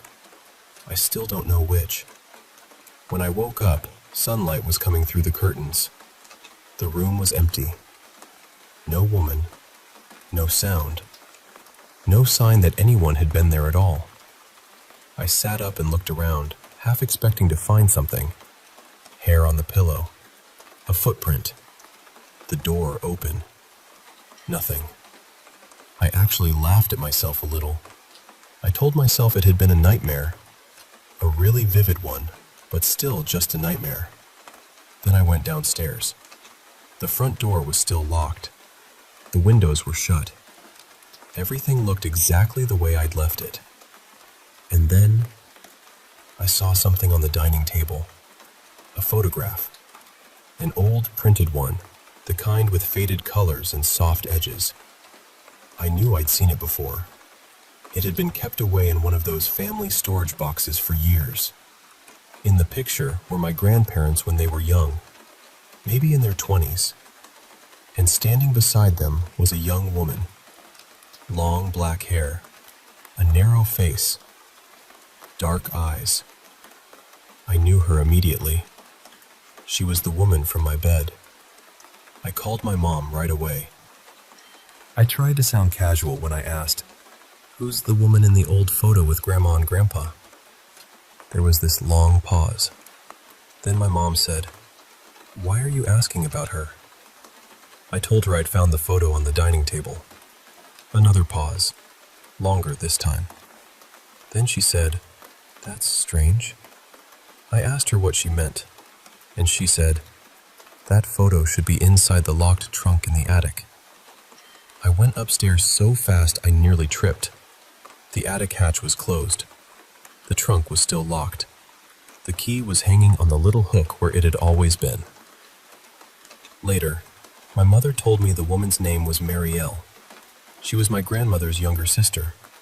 She died in 1978.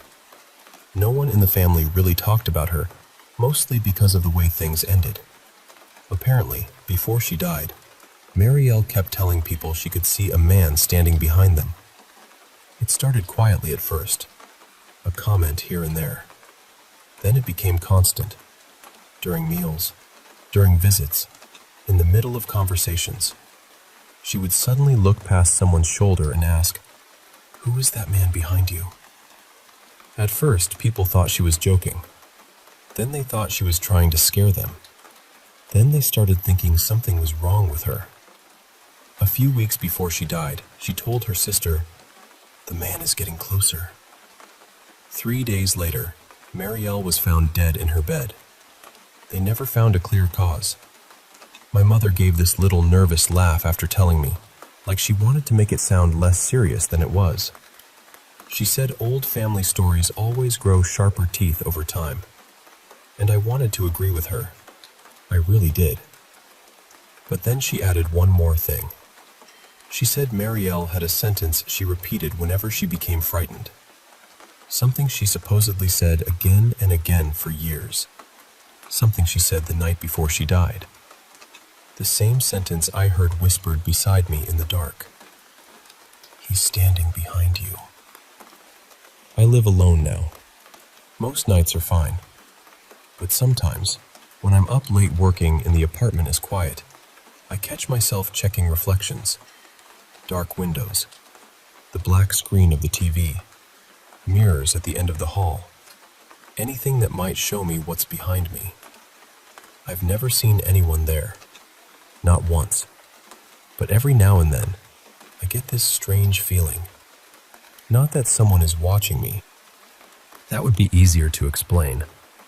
It feels more like someone is waiting, patiently, quietly, and somehow disappointed that I still haven't turned around.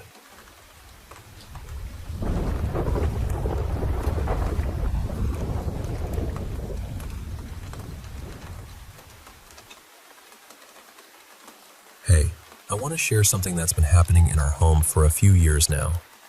So, a while back, my partner and I moved into this new condo. It wasn't anything fancy, just a bit bigger to fit our growing family. Things were a little rocky between us, and even though we separated, we still ended up living together. Yeah, I know, it's not the usual setup, but it worked for us at that time. I was crashing on the fold-out couch, and that's when the strange stuff began. Around 11 or midnight, I'd start hearing noises from the kitchen, like dishes clanking and drawers opening and closing. At first it was subtle, but it got louder over time. I even managed to record some of it since the couch was right across the hall from the kitchen door. When I played it for my partner, he was skeptical at first, but after sitting with me one night and hearing the sounds himself, he started to believe me. We kind of joked about it, calling it our friendly ghost, making light of it, even after the fridge mysteriously opened one night. Things were okay for a while, and we even got back together. But then, A few months ago, the activity ramped up. Pictures started falling off the walls. Some glass frames even broke. Books would shift on the shelves, and stuff would fall off our desk without explanation. Lately, it's calmed down a bit, which is a relief. But honestly, it's been stressful. We've been trying to ignore it, pretending it's nothing. But our kids think it's all a game, and now they're more aware, pointing out every little noise or movement. It makes it hard for us to stay serious, especially when they laugh and say things like, "Oh, it's just our ghost friend." Just last night during family movie night, as we watched the new Croods movie, Xbox controllers and water bottles started flying off tables. It was unsettling to hear the kids joking about it while all this was happening. I talked to my sister Alina about it. She's from our indigenous community and suggested she come over to smudge the place properly, since I never learned how to use white sage the right way. I didn't want her to disrupt her life, but I think she senses how stressed I am. It's been going on for 4 years now, and honestly, I feel at a loss. We're hoping to move eventually, but living here is expensive. So for now, we're just trying to handle it day by day, hoping for some peace.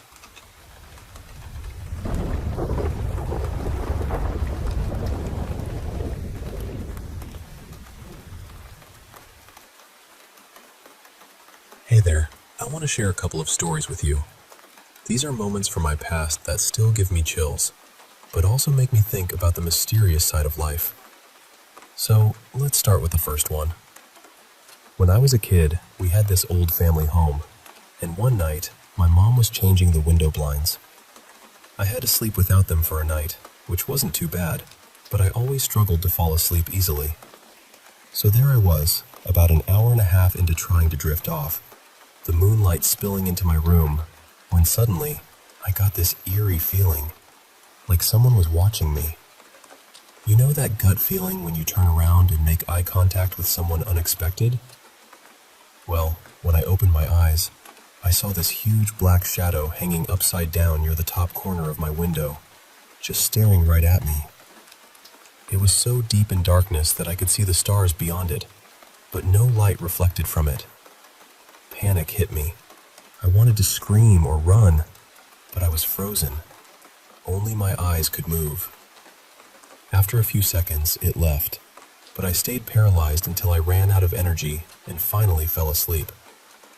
I kept that to myself for years, until about 6 weeks ago, when my sister came to me over coffee and told me she had seen a similar shadow in her room, right by her bed. Our stories were almost the same. It's wild, right?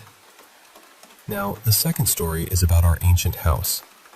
We moved there when I was younger, and from day one, weird things started happening. We had this mountain dog who loved the cold. Where we lived before, she'd spend winters outside in the snow and summers on the cool basement tiles. But in this house, on the very first night, I noticed something strange. My dog, usually sleeping beside me, suddenly lifted her head and stared down the dark hallway for nearly 10 seconds, then started crying and panicking. I turned on the light. Nothing was there. 10 minutes later, the same thing happened, but this time she growled and ran off to my parents' room, refusing to enter the basement anymore. Even during hot days, she'd only go downstairs if I coaxed her with food, but she'd always look nervous and dart back upstairs. Then there was this one night, playing on my computer, when my mouse suddenly flew off the desk and hit my face at an impossible angle. And during a party in the basement, while we were all trying to sleep, 7 people claimed they saw our friend burst into a room, flip on the light, say something, and slam the door. Except that friend was outside the whole time. None of that adds up. Sometimes, late at night, I'd hear footsteps coming down the hall, stopping right outside my door. The only real attack was the mouse flying at me. But all these moments together make you wonder, don't they? So, what do you think? I've always felt like there's something beyond explanation in these experiences. Maybe shadows that watch us, or echoes of the unseen in old houses. Either way, they've stayed with me, reminding me that some mysteries are just part of life.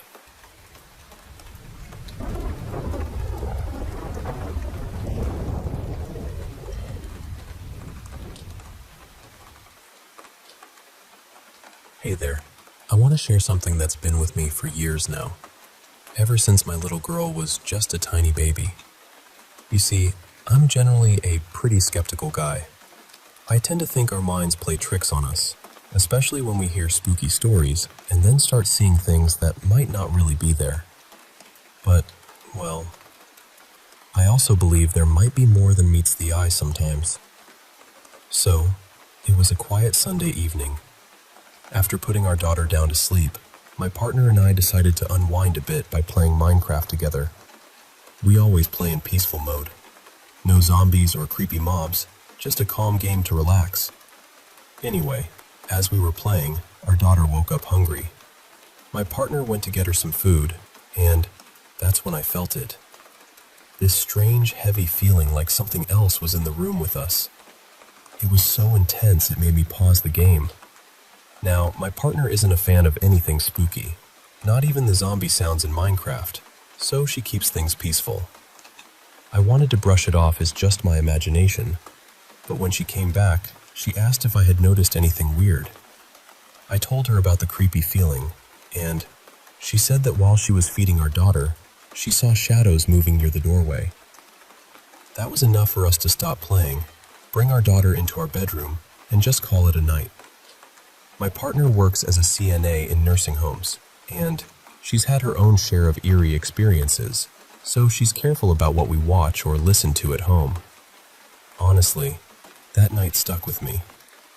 Even though I want to be rational, sometimes you just can't explain the feelings you get.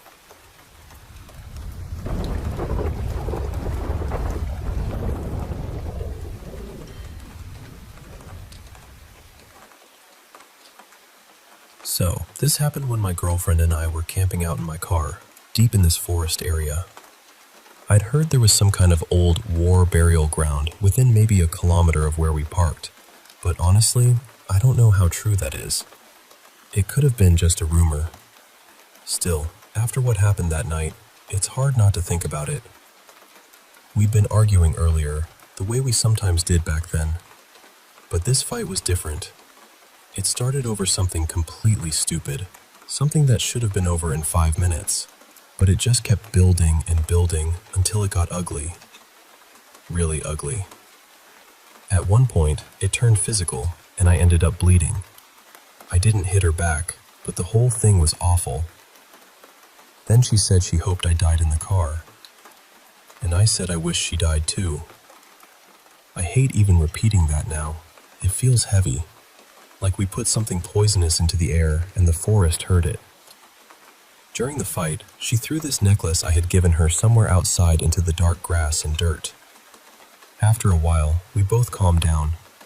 We apologized, forgave each other, and started looking for it. We searched everywhere. I mean everywhere. We even tried throwing her little cross necklace in the same direction, hoping we could use the angle to figure out where mine might have landed. Nothing. We searched for hours. Then we thought maybe when it got dark, our phone flashlights would help catch the shine of the metal. So we waited.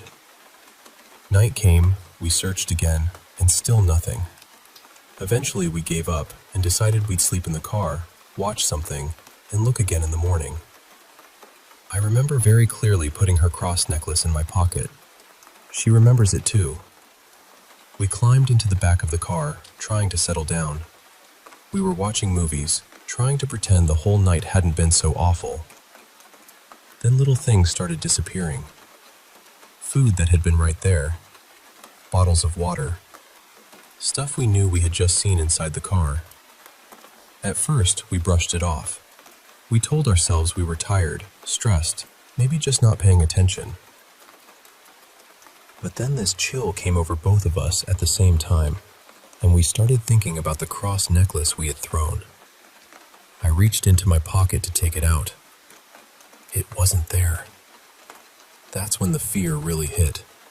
We jumped into the front seats and decided to leave immediately.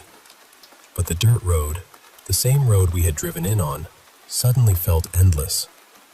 It was like it had stretched itself out. Even Waze started glitching, freezing and rerouting for no reason. I started praying under my breath, and after that, the app came back. We finally made it to the main highway around 1 in the morning. I was still scared, so I wasn't driving fast. I just wanted to get us back safely. But then animals started appearing along the road. Deer, cats, shapes in the grass. They weren't running across the road like animals usually do. They were just standing there by the side, staring at us. We drove slowly, both of us completely silent. Then we passed this area with tall grass on both sides, and nowhere a person should have been walking. I saw something brown near the edge of the road, but I told myself it was probably a piece of wood or a stump or something. Then my girlfriend suddenly screamed, "Drive! Go faster!" So I sped up. My whole body went cold. I kept asking her, "What did you see? What was it?" She just kept saying, "Nothing, just drive." Later, she told me what she saw. She said it looked like an old woman standing there in the grass, wearing a dark leather coat and a purple scarf. She was staring straight at us, and her eyes were glowing. We drove back toward town, where there were streetlights and other signs of life. And somehow, once we were out of the forest, most of the things that had disappeared inside the car started showing up again. But they were in places where we absolutely would have seen them before. Places we never put them. Places that didn't make sense. We were terrified. When morning finally came, we slept for a while. After we woke up, we drove back to the same spot in the forest to search for the necklace I had given her. We looked for about half an hour and still couldn't find it. Then I decided to clean up the trash we had left behind. I didn't want to leave the forest like that, especially after everything that had happened. And as soon as I started picking things up, the necklace appeared on the ground right beside the car. Right there, in a spot we had walked past and searched around 100 times. There's no way we would have missed it before. After that, we both came to the same thought. Maybe because we had wished death on each other in the car, something there took it seriously. Maybe whatever was in that place wanted to scare me into speeding, make an animal jump out, make me panic, crash, and actually die the way we had spoken it. I still don't know what attacked us that night. But I do know this. It felt like our anger opened a door, and something in that forest was listening.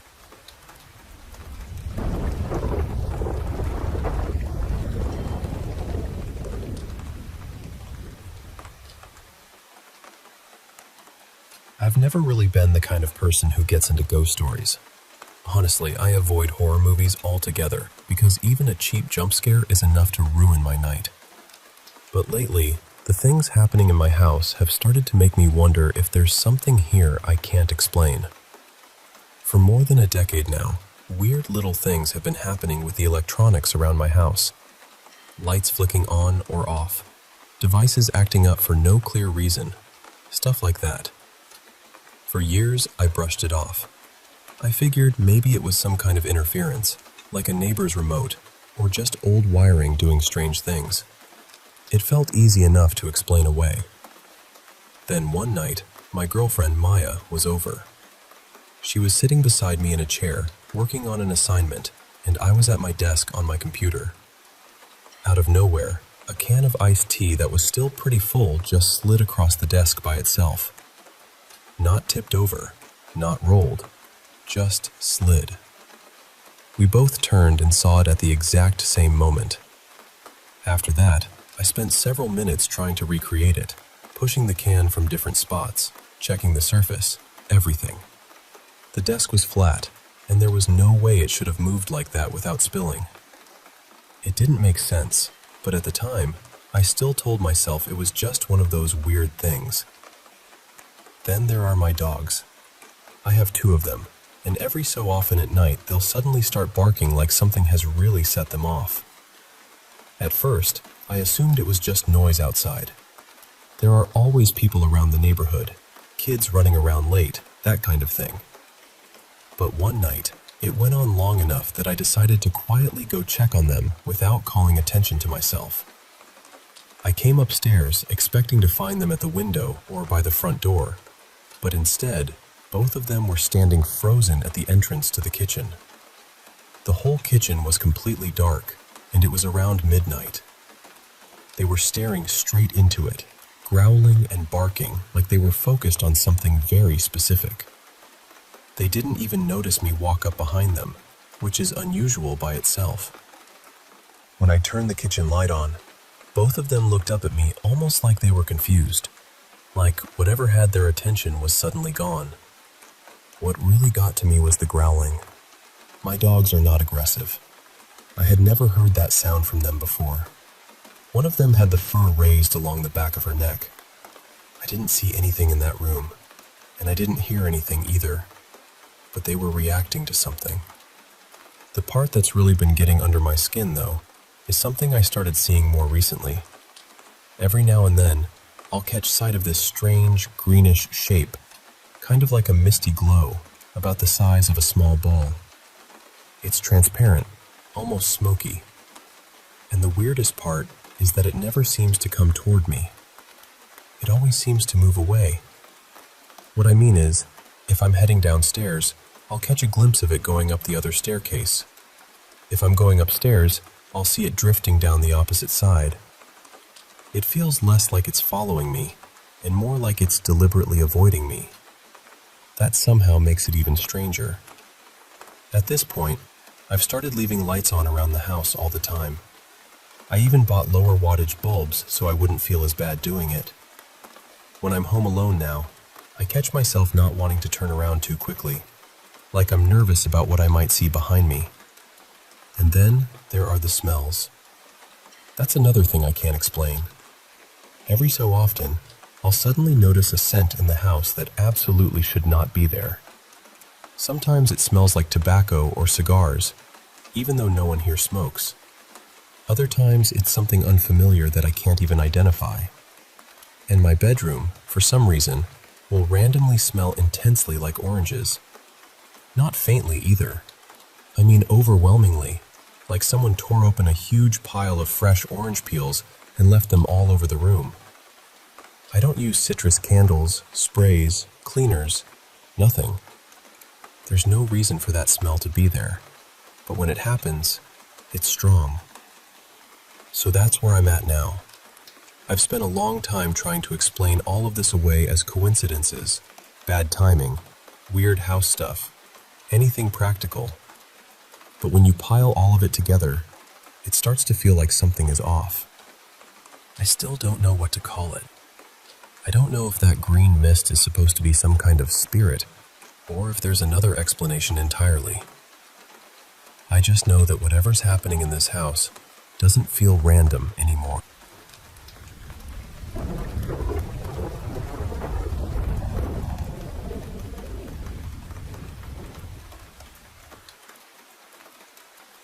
So, I work at a Goodwill in southern Massachusetts, and this happened around 8:30 at night, in the middle of winter. It was one of those cold, dry evenings where everything outside feels still. No rain, no snow, nothing dramatic, just quiet.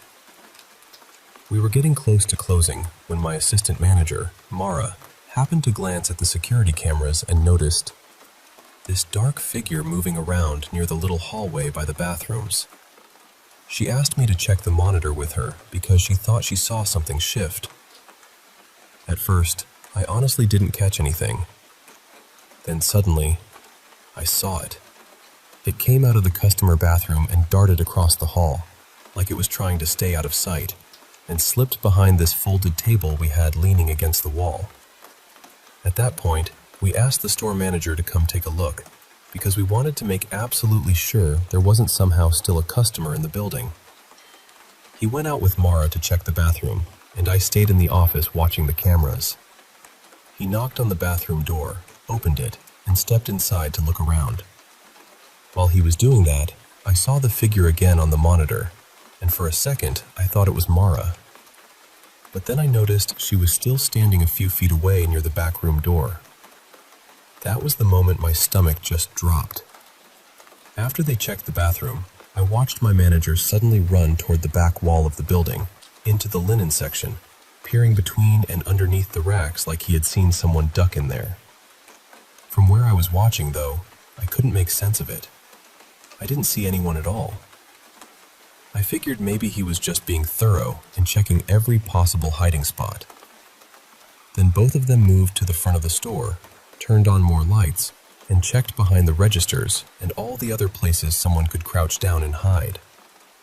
My manager went back again to look through the linen racks, and then he stopped near the front door. A little later, the lights were turned back off, and they both came back to the office to ask if I'd seen anyone on the cameras. I didn't tell them right away about the figure, because I wasn't sure whether my store manager believed in anything paranormal, and I didn't want to sound ridiculous. But then he told me he thought he'd seen someone hiding in the linen racks, and right after that, he heard knocking on the back glass door. He wanted to show both of us exactly where he'd seen it and which door the sound came from. So he started testing the doors, checking whether maybe one had shifted open or whether wind could have caused the noise. Then he knocked on the glass himself after moving the door around a little, and sure enough, that was the exact same sound. Even after figuring that part out, none of us felt better. We were all already too shaken.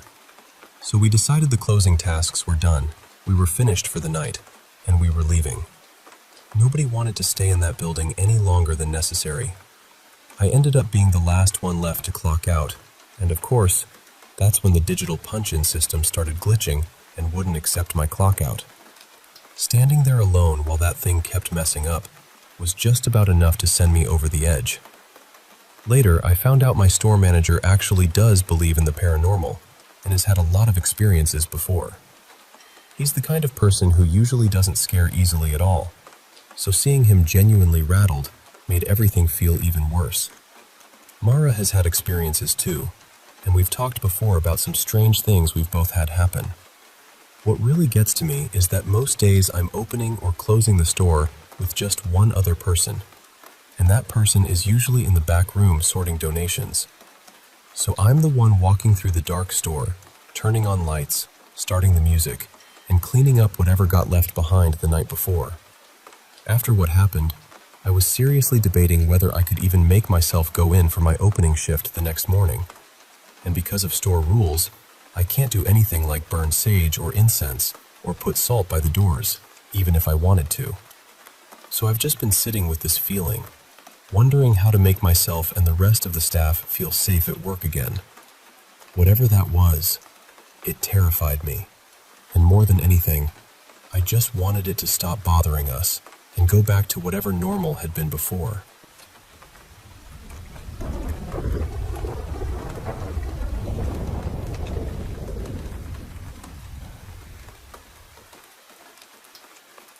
So, bear with me. I'm not the best storyteller in the world, but this is something that happened to me years ago, and it still unsettles me when I think about it. I was 18 at the time, living with my grandparents. They were deeply religious, and I was getting ready to be baptized, so faith was a huge part of my life back then. The dream started with me sitting on an old porch swing beside this big cardboard box. My father had told me to give it to a man when he arrived. After a while, this man walked up wearing a long dark coat and a black hat.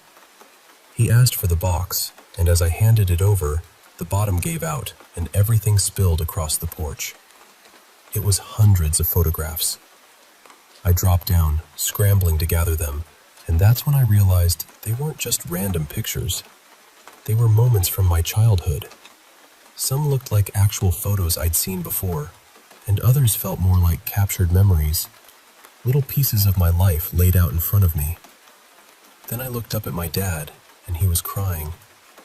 He just said, "I'm sorry." And somehow I understood. He was giving away my memories, handing over pieces of my childhood to this stranger. While I was picking them up, I slipped one photo into my pocket, hoping he wouldn't notice. Once everything had been gathered and handed back, the man started walking away. But when he reached the end of the path, he stopped and turned around like he knew. Like he knew I had kept one. The next second, he was on me. He moved so fast it didn't feel human. And then I was in my bed. I was awake, or at least I thought I was, but my eyes were squeezed shut and I couldn't move.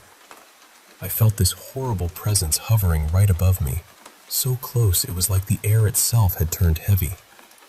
I wanted to open my eyes, but I was completely frozen.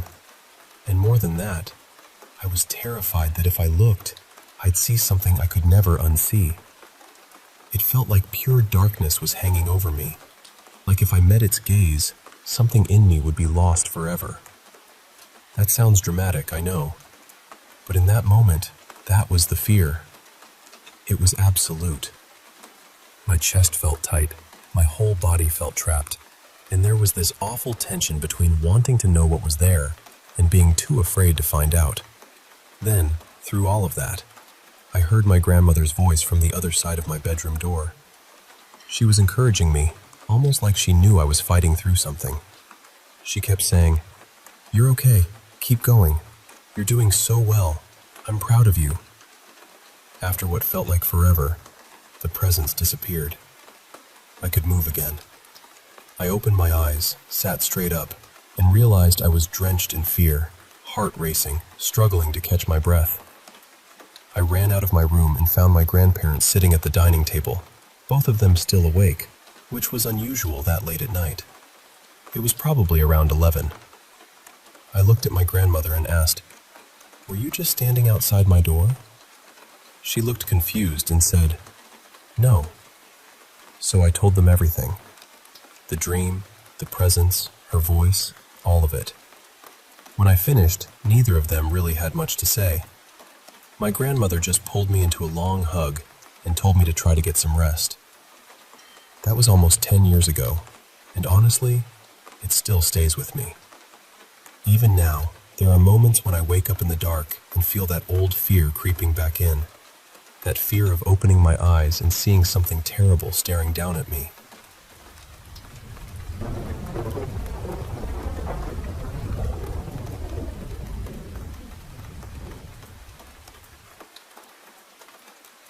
I need to tell you about a house that has stayed with me my whole life. It belonged to my great-grandmother, and it sat near an old burial ground. Everyone in my family had stories about that place. My mom, my uncles, my aunts, they all talked about things that never quite made sense. Lights would blink for no reason. Shadows would slip past doorways. Marks would show up on the bedsheets like someone had pressed a hand there. Little objects would turn up in different spots. Nothing dramatic enough to prove anything, but always just unsettling enough to leave you uneasy. I was about 13 when something finally happened to me. Back then, my cousin Lila and I were inseparable. She was only a few years older than me, so summers at that house felt like our own little world. We spent whole days outside, riding bikes, swimming until our hair smelled like chlorine, making up games, setting out silly afternoon tea spreads, staying busy from morning to night. We barely ever bothered with television. But one night, after our grandparents had gone to bed, we decided to do something different and turn the TV on. The living room was small and comfortable. There was a couch against the wall, a fireplace across from it, and a mirror hanging above the mantel. The TV sat off to the side. From where you stood, you could see straight into the kitchen and part of the dining room through the open layout. At one point, I got up to grab a few snacks. As I walked through the narrow space between the hallway and the dining room, I glanced at the mirror over the fireplace. And in the reflection, I saw her. There was a girl standing in the kitchen doorway. She had long, dark hair hanging over her face, and she was wearing a white gown that looked old-fashioned, almost like a nightdress. She wasn't moving at all. She just stood there, completely still. I cannot explain the feeling that hit me when I saw her. It was like all the warmth left my body at once. I just stared, locked in place, too scared to even breathe properly. Then I finally snapped out of it, ran back to the couch, and told Lila exactly what I'd seen. What scared me even more was that she didn't laugh it off. She looked shaken, but not shocked. She told me she'd had strange experiences in that house too. She'd seen odd impressions on the bed at night, strange marks that looked like handprints, things she could never explain. So that night, neither of us slept very well. The next morning we woke up and realized the house was empty. That had never happened before. Our grandparents had never left us there alone. We found a note on the kitchen counter saying they had gone into town for a quick errand and would be back soon. So we did what kids do when they're trying to distract themselves. We turned the TV on again. The problem was, neither of us really knew how to use the remote properly. After pressing a bunch of buttons and arguing over which one did what, I finally got a cartoon channel to come on, and we sat down to watch. Only a few minutes later, the screen suddenly cut to static. At first, I thought I'd pressed something by accident. I started messing with the remote, trying button after button, but nothing fixed it. The stranger part was that the only button that seemed to respond was volume up. Every time I pressed it, the static got louder, sharper, more aggressive. I tried to turn the TV off, but it wouldn't respond. And then, through all that static, we heard a voice. It was low and rough, definitely a woman's voice, and it said, very slowly, "I know who you are." I just froze. I looked at Lila and asked, "Did you hear that?"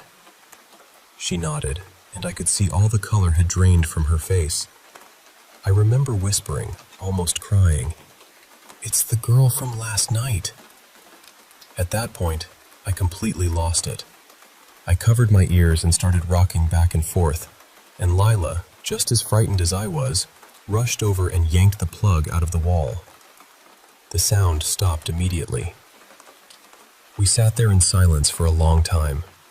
Neither of us knew what to say. We were just staring at each other, trying to make sense of something that didn't make sense. After a while, I convinced myself there had to be an explanation. So we plugged the TV back in. And just like that, it came on normally. The cartoon was back. The static was gone. The remote worked perfectly, including the volume down button that suddenly had no problem at all. I even checked the channel guide, trying to find some clue, some strange program, some horror preview, anything that might explain that voice. But there was nothing. The timing didn't line up with any show or commercial. Nothing fit. That's the part that has stayed with me all these years. I still don't know who that voice belonged to. I don't know why it said it knew me. I don't know whether it was trying to warn me, scare me, or pull me towards something I'm glad I never understood.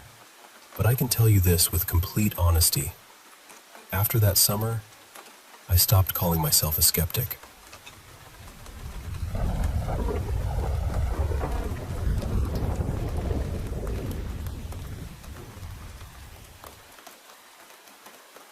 So I've always believed in ghosts and the paranormal, and my friend Ryan does too. It's kind of become our thing. We talk about this stuff all the time, and every now and then we try to help people when something strange starts happening around them. This all really began when another friend of mine, I'll call him Jeremy, told me he'd been seeing this tall, pale, faceless man following him around. At first, I honestly thought he was joking, because it sounded a little too close to some creepy internet story. But then he mentioned the long, thin fingers, and that caught me off guard, because I'd actually heard descriptions like that before from other people. So I started asking Jeremy questions, trying to figure out exactly what he was seeing, and I could not pin it down. Whatever it was, it seemed to be following him all the way home. I texted Ryan, who lives about an hour away from me, and that detail mattered because he was nowhere near us. But he started helping right away. He was researching while I was telling Jeremy not to look directly at it and to act like it wasn't there. Then Ryan texted me and said, "My lamp just got knocked over when I tried to look this thing up." That was enough for one night. We both stopped and went to bed. The next day I checked in with Jeremy, and he said he hadn't seen or heard anything since. Later on, I was lying in bed, and out of nowhere this image flashed into my mind so clearly it made my stomach drop. I saw a faceless man crouched outside my room, peeking under my door, with those long, spidery fingers reaching underneath. What's strange is, that figure turned out not to be the main problem. Later, we came to believe he was actually trying to warn us. But at the time, I had no way of knowing that. That was just the beginning. Nothing much happened for a while after that. A couple of months passed. Then Ryan came over because we were going to a convention together that weekend. And at some point that night, we decided to do tarot readings for each other, mostly out of curiosity. The readings were actually surprisingly helpful. After that, I turned on a spirit box. I'm usually skeptical about spirit boxes, or at least I try to be. But that night, I couldn't explain away what was happening.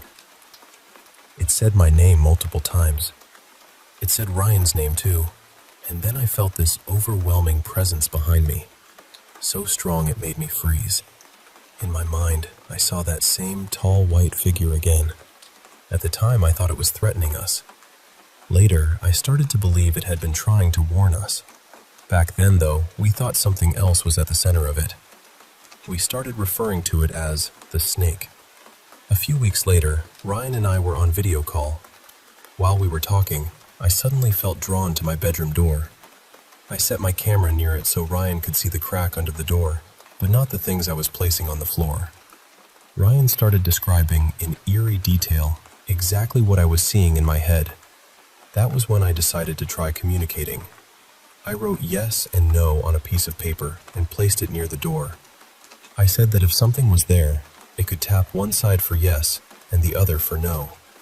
We did that for a while. Then Ryan said it seemed to be pointing toward my tarot deck. So I pulled out 3 cards that represented me, Ryan, and another friend, who I'll call Jonah. I laid them in front of the door. Ryan couldn't see the cards themselves, only the space near the door. And somehow, every single time, it indicated Ryan's card. I shuffled the order and repeated it several times, and it still chose the same one. That unsettled me. Then I asked if Jonah was important somehow, and the answer came back yes, even though Jonah barely knew anything about what had been happening. Later, I remembered how often the Page of Cups had been showing up in readings. I placed that card down and asked if it represented whatever was there. The answer was yes. So I repeated the same test, mixing that card in face down with the others, and again, it picked the correct one. At that point, we thought maybe this presence was strange, but safe. A few nights after that, Ryan and I were trying again to get answers. At one point, Ryan said, "It's like his hand is being forced not to answer." That stuck with me. So instead of asking out loud, I started asking certain questions silently in my mind, directing them toward whatever was outside the door. When I did that, I got clearer responses. Once, I asked out loud whether it wanted me to open the door, and the answer was yes. But when I asked the same question silently in my head, I got no. So I didn't open it. That was the moment I started feeling that there was more than one presence out there. One of them felt controlled, almost restrained. The other felt heavier, darker, and wrong in a way that's hard to explain unless you felt it. Then came the worst mistake I made. I lowered part of the spiritual protection I keep around myself, just enough that communication would be easier. The second I did that, Ryan saw a black hand creeping under my door. That changed everything. Up until then, there were details I hadn't fully said out loud, maybe because I didn't want them to become more real. But by then, I couldn't ignore the pattern anymore. We had reason to believe that this darker presence was the same thing Ryan believed had tried to attack him when he was a child. And for me, it connected to something I'd seen years ago with my cousin when I was maybe 7. A tall black figure with red eyes. So when Ryan described black fingers reaching under my door, it hit something deep in me. We tried asking it questions, but it didn't really want to answer. It just kept trying to touch me. It couldn't, because I put my protection back up, but it kept trying. At one point, I held my hands near the door and asked both the snake and the darker thing to touch me. The difference was immediate. The snake's touch felt steady, almost gentle, like a hand laid flat against mine. The other one hovered. It felt invasive, calculating. Later, through tarot and the little bits of communication we could get, it basically exposed itself as manipulative and controlling, which honestly confirmed what we already suspected. By then, we believed it had been controlling the snake for a long time. And that's where things stand right now. I've been sick these past few days, so I haven't pushed further. Ryan even tried posting about this once before, but when the post went up, the whole body text was gone.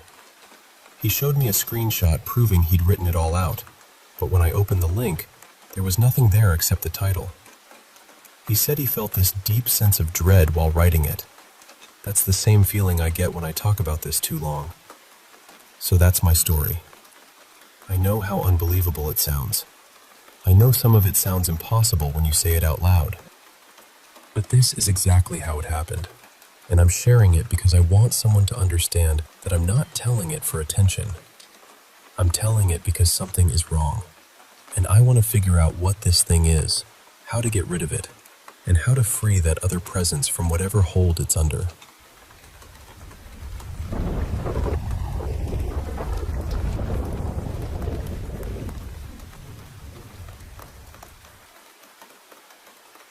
So this all started when I found 2 framed paintings at a neighborhood sale, and I was instantly pulled toward them.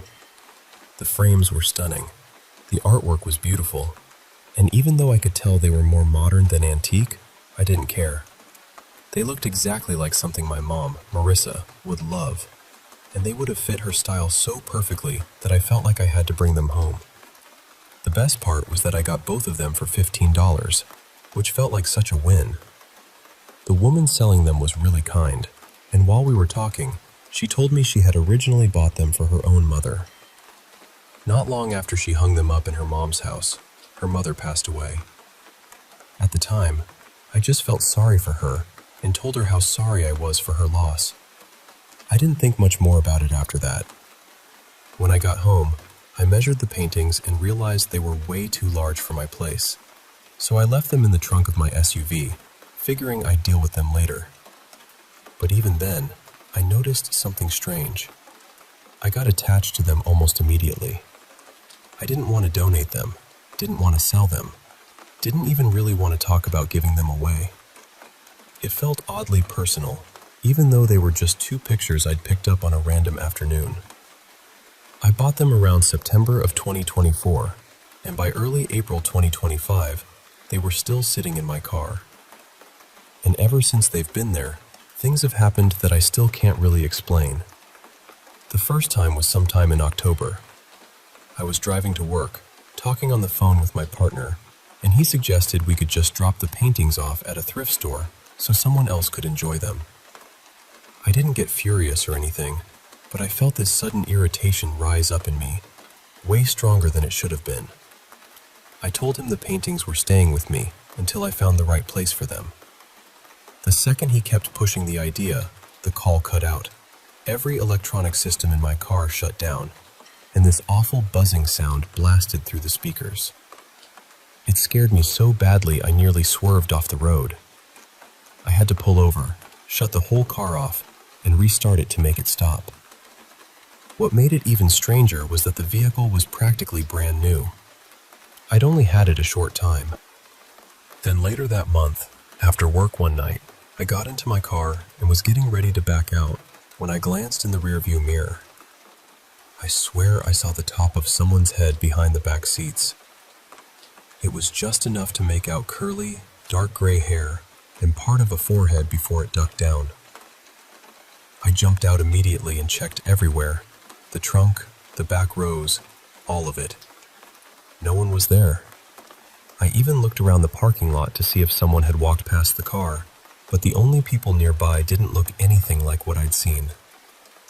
And where I work, on that shift especially, it would have been unusual to see an older woman around at all. The third thing happened in November during a break at work. I was in my car trying to nap, or at least rest with my eyes closed. While I was lying there, I heard movement in the back and this soft tapping sound, like fingernails or glass being lightly touched. At first, I thought maybe someone was tapping on the window to get my attention, but when I looked, no one was there. I tried to ignore it and settle back down, but the sounds kept going. Then I felt something tug my hair. I got out of there so fast and went right back inside to work. That alone should tell you how shaken I was, because I never cut my break short unless something is really wrong.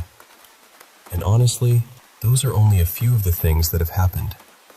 There have been more, but even saying these out loud makes me feel ridiculous and unsettled at the same time. Now I'm stuck in this place where I don't know what to do. Every time the subject of getting rid of the paintings comes up, something weird seems to happen. So lately, I've just been telling people they're staying with me, that they can stay in my car as long as they need to. But that's not really possible anymore. I'm pregnant, and before long, I'm going to need that trunk space for a stroller and baby stuff. And the thought of something going wrong while I'm driving, especially while pregnant or later with my son in the car, scares me more than I can explain. I think what I really need is for someone to tell me I'm overthinking this. That maybe I absorbed that woman's story more deeply than I realized, and now my mind is connecting every strange thing to those paintings. That maybe there isn't anything attached to them at all, and I can let them go without something terrible happening. Because I want to believe that. I really do. I just haven't been able to shake this feeling long enough to do anything about it.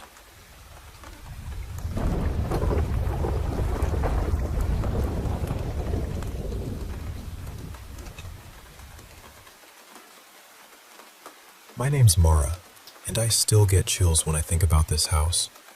We moved in about 6 years ago, and not long after that, little things started happening that I just could not explain. One of the first times was down in the basement. I'd gone down there in the afternoon to grab a small tackle box because I needed a few fishing hooks. Our basement is only partly underground, so during the day it gets enough natural light that I usually do not bother turning the overhead light on. I found what I needed, set the hooks on a table, and as I was putting the box back, I accidentally clipped the edge of the little container. It hit the floor and hooks scattered everywhere. I bent down to pick them up, and right then, the basement light switched on. At first, I honestly was not scared. My husband was due home around that time, so I figured he must have come in, seen me on the floor gathering hooks, and flipped the switch to help me out. I even said, "Thanks," but there was no answer. I called for him again. Still nothing. So I went upstairs to check. He was not home. The dog was the only other living thing in that house with me. What unsettled me most was that the light had not flicked on by itself before that day, and it has not done it since. The switch was physically flipped up. Something had moved it. The doors were locked. The house was quiet, and I still do not know what turned that light on for me. After that, more things started happening. Another time I was cleaning upstairs with one of those canister vacuums, the kind with a main power button and a separate switch on the head for the rollers. I had just finished the stairs and shut it off, but left it plugged in because I was about to do the living room next. I walked down the hall to change the laundry, and suddenly, the vacuum roared to life behind me. Even my dog reacted. We both turned at the same time and stared down the hall. There was nobody near it. Nothing touched it, but it was running. Then there was the day I thought I saw my husband in the basement. We had just come home with groceries. He was carrying things in, and I went downstairs to scoop food for the dog from the storage bin under the stairs. Out of the corner of my eye, I saw what looked exactly like him coming down the steps. He paused just behind me for a second, then moved toward the back part of the basement where we keep extra drinks and canned stuff. So I asked, "Do you have more to bring down?" No answer. I asked again. Still nothing. I stepped around the corner, expecting to see him there, but the space was empty. Completely empty. I went back upstairs with the dog food and found my husband at the far end of the house. He told me he had not even been downstairs yet. That one really got to me. And the reason it got to me even more is because my husband used to brush all of this off. He did not believe in ghosts, spirits, any of it. Every time I told him something strange had happened, he would look at me like I was imagining things. Then, one evening, he had his own experience. I was driving home from work, talking to him on the phone. He was in the middle of a sentence when he suddenly stopped, just dead silent. My heart dropped because I thought something had happened. Then he said, very quietly, "Hang on, someone's here." That already felt wrong, because the dog had not barked. A moment later he came back and said, "I need to call you right back. I just saw somebody outside the door and I do not know where they went." We live way out in the country. The nearest neighbors are far enough away that you would notice a car, a person, anything. He went outside, checked around the house, looked near the garage and the sheds, and found nobody. Nothing. He told me he was sure he had seen someone in a flannel shirt walk past the door, but whoever it was had simply vanished. And still, the dog never reacted. Even now, every once in a while, I catch the smell of cigarette smoke in one corner of the basement. Just that one spot. Nowhere else in the house. We do not smoke, so it stands out immediately. There is never any visible smoke, just that smell drifting in for no reason. There have been other odd moments too. Strange little things I have tried to explain away because I wanted there to be a normal reason. For a while, I even wondered if I was just overtired, or letting my imagination get the better of me. But once my husband saw something too, I stopped feeling like I had to defend myself. The house itself is not especially old. It was built in the 1970s, and as far as we know, no one died here. But there was an older farmhouse on the property before this one was built, and that place was torn down years ago.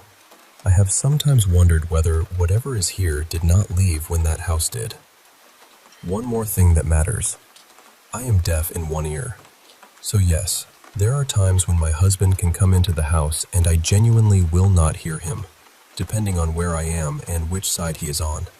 That is part of why we got the dog in the first place. He always alerts us when someone comes down the driveway, and when I am home alone, I keep every door locked. So when things happen in that house, I do not jump to conclusions lightly. But after everything I have seen, everything I have heard, and everything my husband has seen too, I cannot shake the feeling that we are sharing that house with something we cannot explain.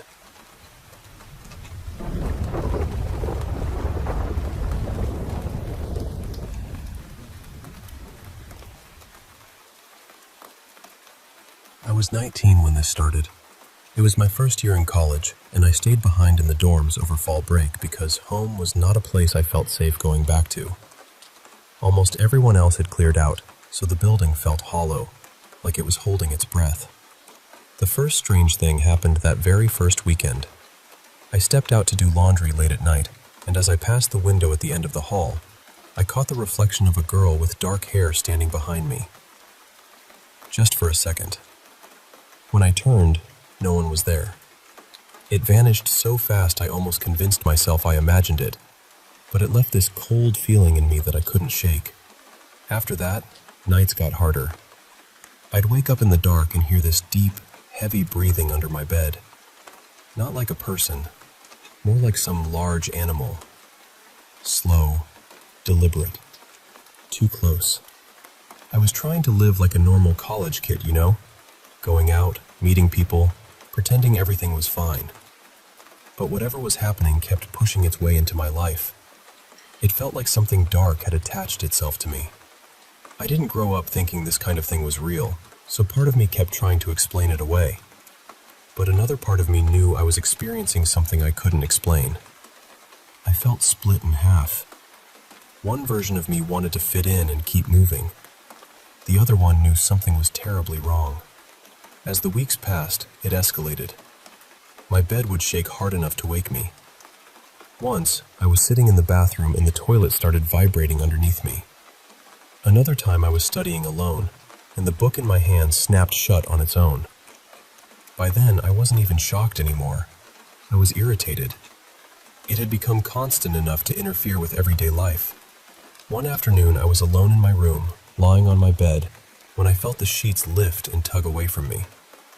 A friend of mine, a deeply religious guy, had already given me advice because I'd finally told him some of what had been happening.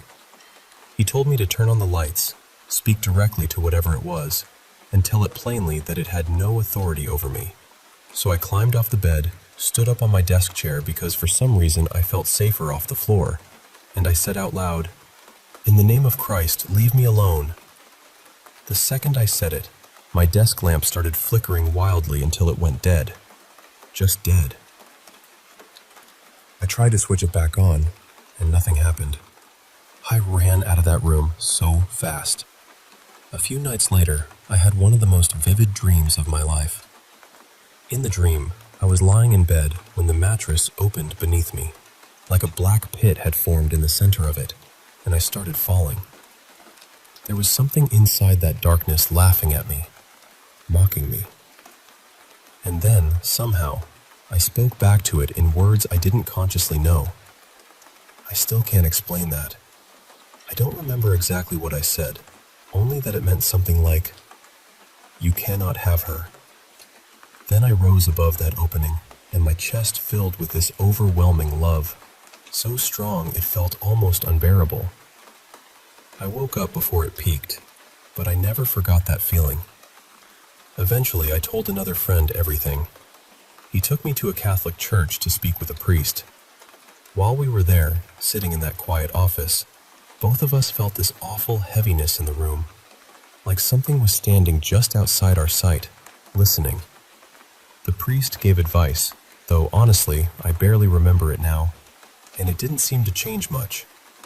Later, back at the dorm, my friend and I were talking when I suddenly felt that same dark force move into me. I know how unbelievable that sounds, but I felt it, unmistakably. I didn't say anything out loud. In my mind, I told it to leave. I said it with everything I had. And the moment it lifted from me, I watched my friend's face drain completely white. He looked terrified and said, "I think something's trying to get into me." After that, the activity around me weakened. It didn't disappear right away, but it lost some of its grip. At the same time, my friend started saying he was having experiences of his own. My dreams changed too. I kept seeing him in them, but not as himself. The dreams would begin normally, and then something would shift. The people around me would peel off their faces, almost like masks, and reveal something monstrous underneath. They would laugh and chant, "You're only human," over and over, like it was an accusation. Not long after that, the friendship fell apart. He started acting in ways that deeply unsettled me, and we drifted out of each other's lives. Months later, while visiting another friend in a different town, I met with another priest. This time they prepared for me ahead of time and gave me specially blessed holy water, along with instructions for how to use it, and a prayer to say while blessing my room. I followed those instructions carefully. I went back, prayed through the room, and for the first time since all of this began, I felt like the air changed. After that, I was left alone. Almost completely. There was only one last incident. About a year later, I was in a new dorm room and hadn't thought about any of it in a long time. Then one night, I woke up suddenly to music playing from my phone. It was a Johnny Cash song, "I Walk the Line." The strange part was, I didn't even have that song on my phone. It only played a few lines, and then it stopped. Right after that, there was a knock at the door. Now, in a dorm, a knock at the door shouldn't mean much, but this one was different. It was too loud, too heavy, and somehow too high up on the door, like it came from a place that didn't make physical sense. I froze. I didn't answer it, and that was it. I've never had another experience like those years. More than a decade has passed. I'm in my 30s now, and I still remember the feeling that whatever was with me believed it would come back someday. But here's the truth. I'm not living in fear of it. I've had enough distance now to see that whatever was happening, it did not get to keep me. And if anything ever does try to come back, I know myself better now. I know my own strength better now. That changes everything.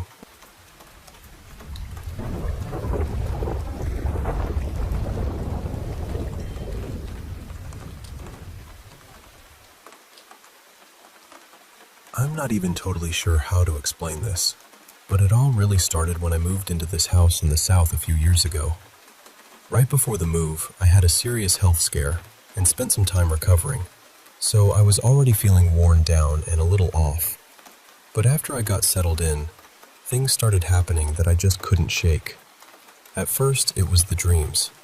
They were strange, vivid, and heavy in a way that's hard to describe.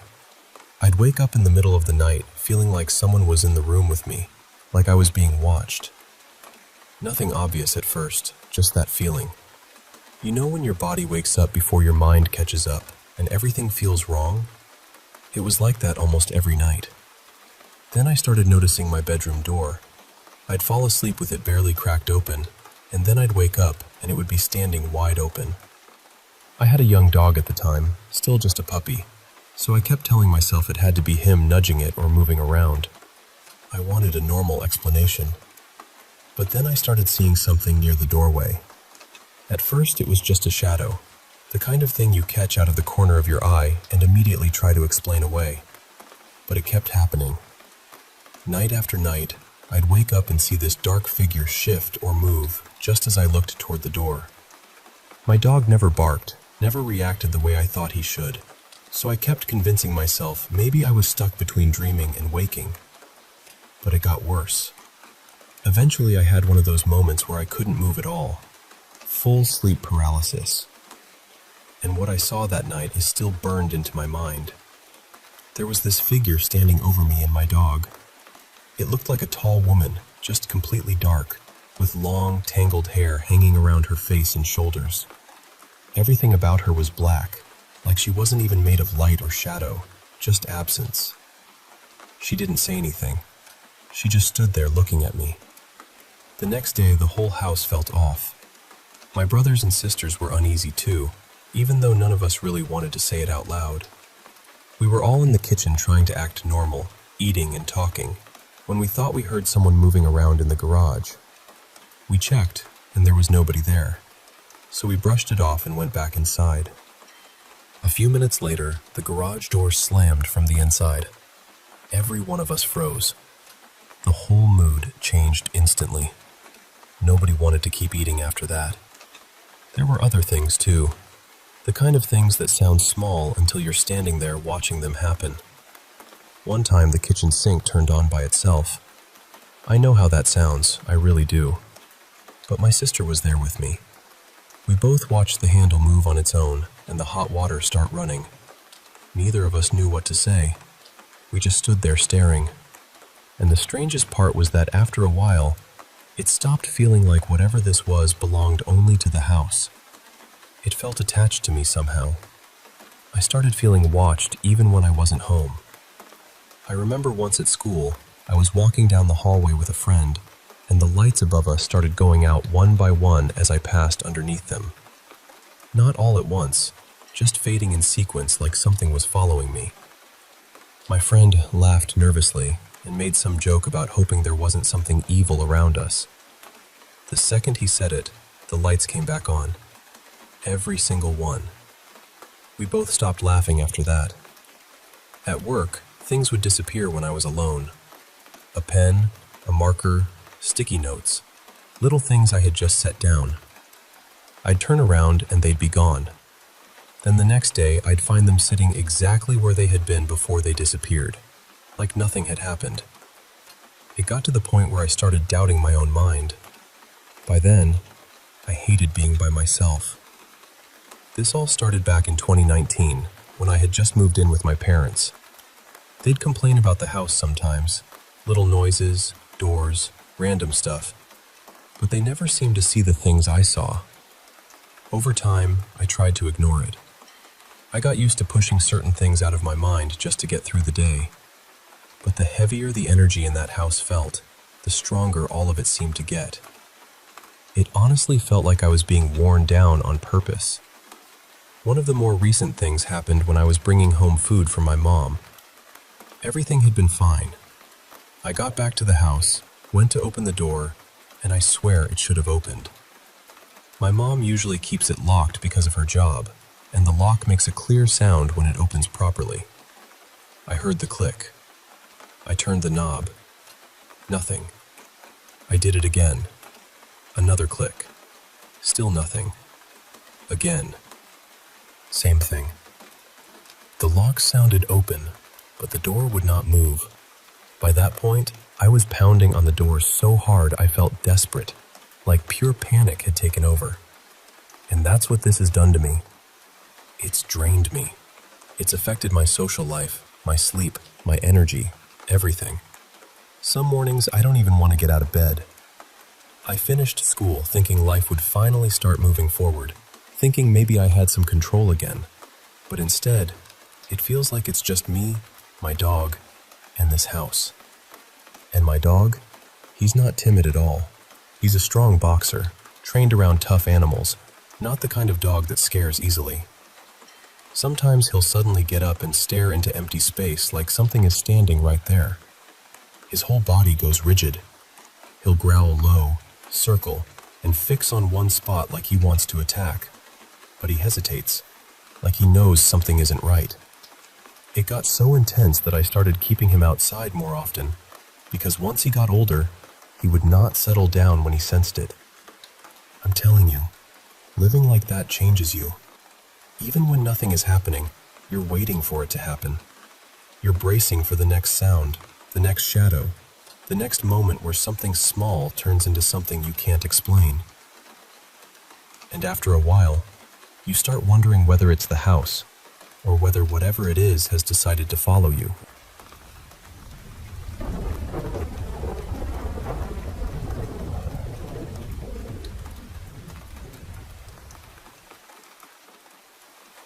I need to tell you about something that happened when I was in high school. I'm pushing 40 now, so this goes way back, but I still remember it so clearly. At the time, I was living with my family in a condo. It was me, my mom, my dad, and my younger brother. My dad usually worked late managing a restaurant, so he was often out in the evenings. My mom worked daytime hours, so she'd usually be home at night, moving around the kitchen or tidying something up. My brother was almost always planted in front of the TV. This was in the late 90s, maybe right around the early 2000s, so we had this old computer set up in my parents' room. I loved being on it. I was probably doing the most era-appropriate thing possible, downloading songs, chatting online, wasting time. Beside the desk was this little entry space leading past the closets, and from where I sat, I could see part of it out of the corner of my eye. One night, while I was focused on the screen, I clearly saw what looked like a pair of legs walking away from me toward the bedroom door. I barely reacted at first because I assumed it was my brother. But then I turned to look, and there was no one there. The door was only partly open, and there's no way he could have slipped through that fast without me noticing. Right after that, this cold, uneasy feeling hit me in the stomach. I froze. I remember just sitting there, staring, trying to make sense of it. Eventually, I went back to what I was doing, but I kept the whole thing to myself. About a week later, I was in the living room talking to my mom. We were standing across from each other, and behind her was a wall with 3 large mirrors.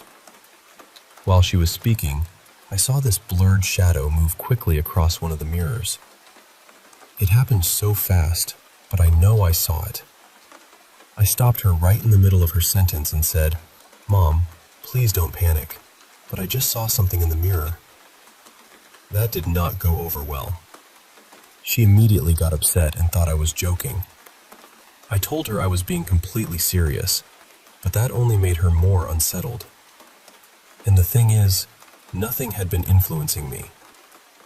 I hadn't watched anything creepy, hadn't read anything spooky, hadn't even told anyone yet about what I'd seen in the bedroom.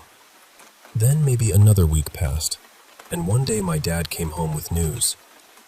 He'd become friendly with the building manager, a guy named Randy, and as soon as he walked in, he said, "You won't believe this. Randy told me they found one of the tenants dead." Apparently, someone who lived alone on another floor had passed away quietly in their unit, and no one realized for at least a couple of weeks. The second I heard that, everything in me dropped. My dad had no idea about the things I'd seen, but I knew, deep down, that whatever I had witnessed was connected. I never felt like it was something evil. More than anything, it felt sad. Like someone was disoriented, lingering, trying to be noticed. I never found out who that person was, but I still think about them sometimes, and I honestly hope they found peace.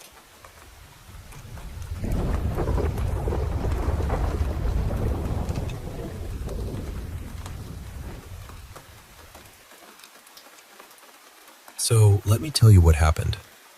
At the time, my ex and I were living in this small one-bedroom apartment, the same one I'm still in now. The building was owned by an older man named Danny, and it had a few little one-bedroom units in it.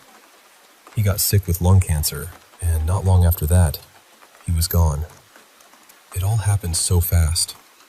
The place had been in his family for years, passed down from his grandmother, and I'm honestly not sure who owned it before that. A little while after Danny passed, my ex and one of the neighbors, Sherry, who was actually his niece, decided to make a Ouija board and try to contact him. They were hoping for answers, I guess, but neither of them really knew how to use one safely. When I found out, I wasn't thrilled. I'd had bad experiences with Ouija boards before, and I never liked the whole idea of inviting something in and giving it permission to move through you. That never sat right with me. I was always interested in the paranormal, sure, but I preferred other methods. Spirit boxes, things like that. Safer, at least in my mind.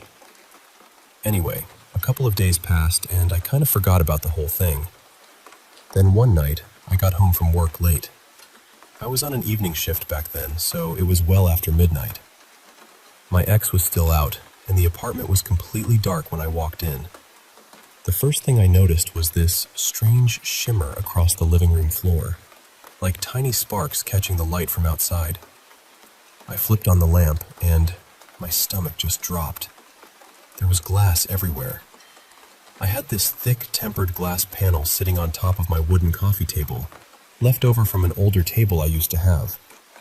And it hadn't just cracked, it had exploded. I mean, there were pieces from one side of the room to the other.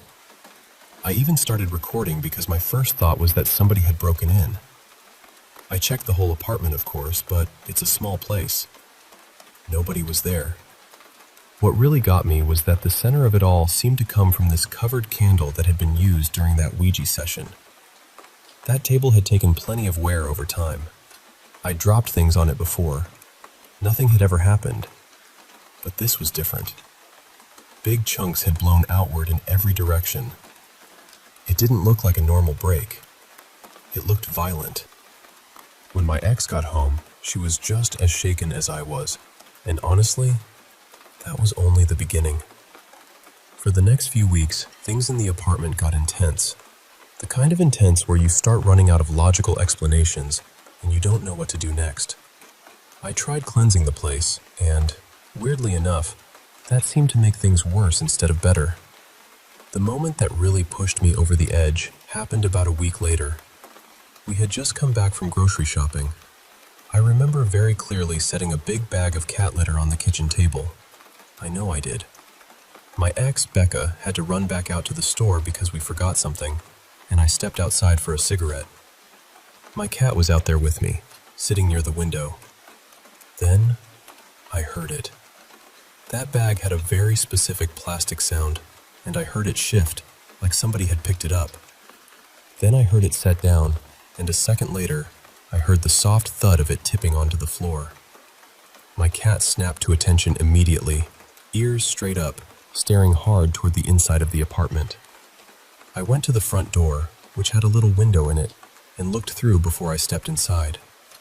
That bag of litter was sitting right in the middle of the kitchen floor, not near the table, not half off the edge, in the middle of the floor.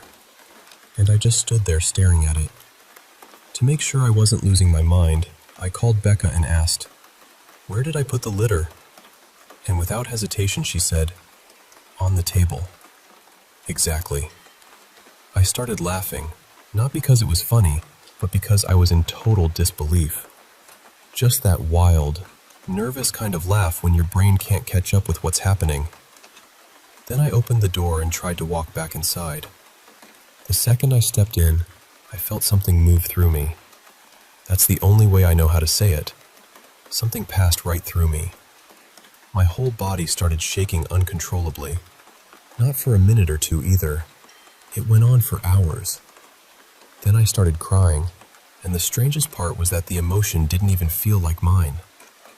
I remember thinking, why am I crying? I wasn't sad. I was confused, completely baffled. When Becca got home, she asked what was wrong, and all I could say was, I honestly don't know. To this day, it's one of the most bizarre things I've ever experienced. Eventually, someone gave me a few traditional items to try for protection, and little by little, the activity seemed to calm down. Thank God for that, because whatever had been building in here felt heavy, oppressive, like the air itself had weight to it. That's the part I still can't shake. You know how you can walk into a room after people have been arguing, and you can feel the tension before anyone says a word? It was like that, except darker, stronger, like every instinct in your body was trying to warn you that something was off. Personally, I don't believe my ex and Sherry made contact with Danny at all. I think whatever answered them was something else entirely, and I don't think it was harmless. It felt aggressive. It felt mean. And as time went on, it felt like it was getting bolder.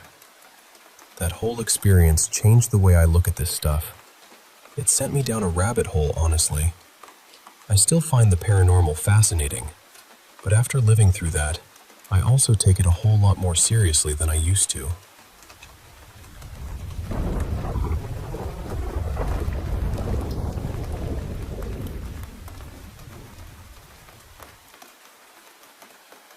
So I want to tell you about something that's been weighing on me, because I'm genuinely worried about my dad and his family. Up until recently, neither of us really believed in anything paranormal. Not me, not him. It just wasn't something we took seriously. We had never gone through anything that made us think the supernatural was real, so it always felt like the kind of thing that only happened in movies or stories other people told. My dad, Daniel, lives in another state for work, and not long ago he moved out of one house and into another one just a little way down the road. The new place came with a lot more land, which is why the company wanted him there. For the past couple of weeks, he's been slowly settling in, fixing things up, moving boxes, trying to make it feel like home. But he told me that from the very first night, something about that house felt wrong.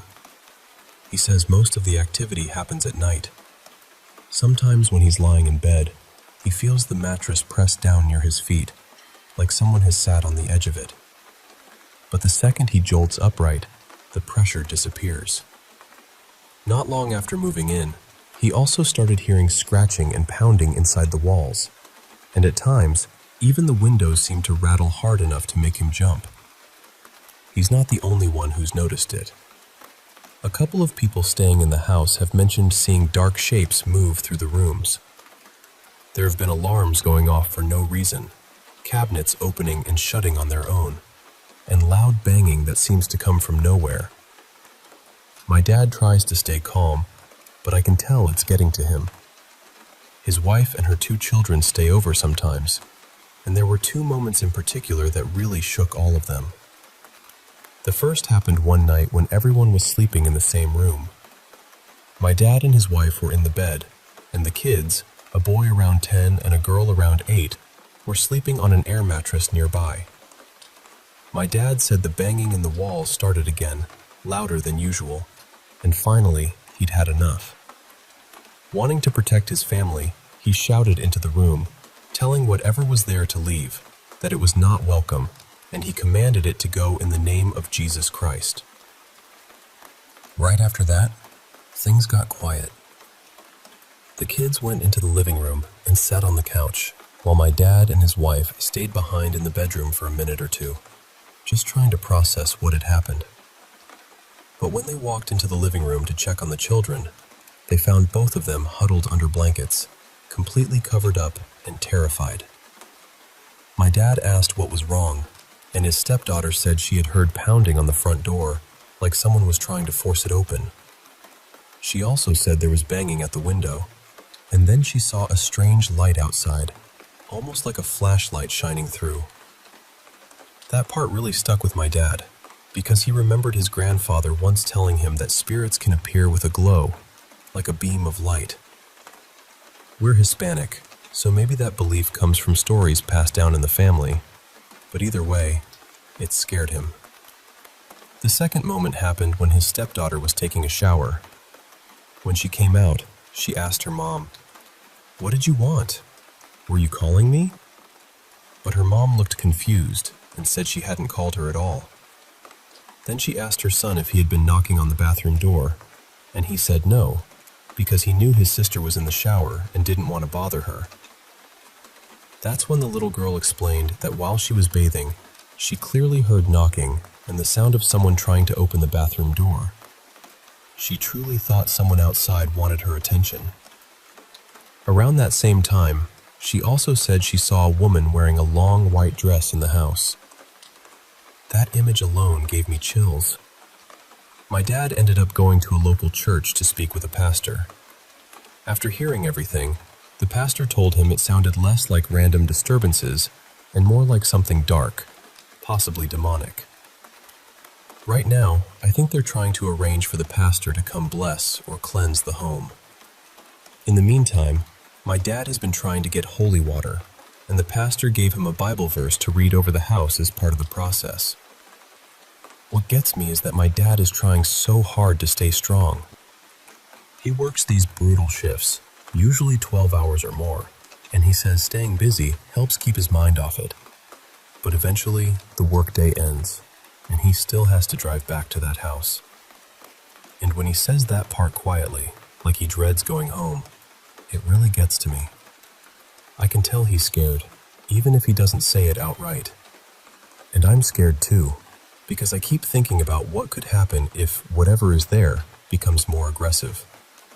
I don't want him, his wife, or those kids to get hurt.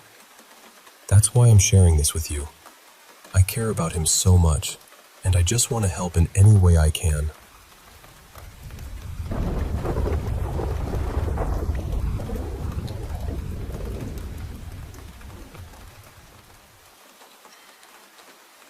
You know, I've always been a pretty skeptical person. I'm the kind of person who usually looks for the logical explanation first. But there's been something in this house for as long as I can remember, and even now, I still do not fully know what to make of it. One of my earliest memories of it goes back to when I was maybe 7 years old. Back then, my brother and I had bunk beds, and I slept on the bottom. The foot of the bed faced the doorway, so if anything was there, you noticed it right away. I woke up one night and saw this dark figure leaning in through the doorway, just watching me. What stuck with me most was its head. It looked jagged somehow, almost like it had sharp, uneven points or wild hair standing out around it. I remember being scared, but not in a panicked way. More like I just knew I did not want to move. So I turned over and stayed there until I fell back asleep. As I got older, little things kept happening around the house. I would hear my name spoken softly. Lights would switch off when I was alone. A few times, the pull blinds in different rooms snapped upward all at once when I walked in. None of it happened often enough to make daily life impossible, but it happened enough that I stopped being shocked by it. I sort of learned to live with it. Then, about a decade ago, when I was around 21, my cousin and I were sitting in the kitchen late one night, just talking. He was facing the doorway that led out to the mudroom, and it was dark out there.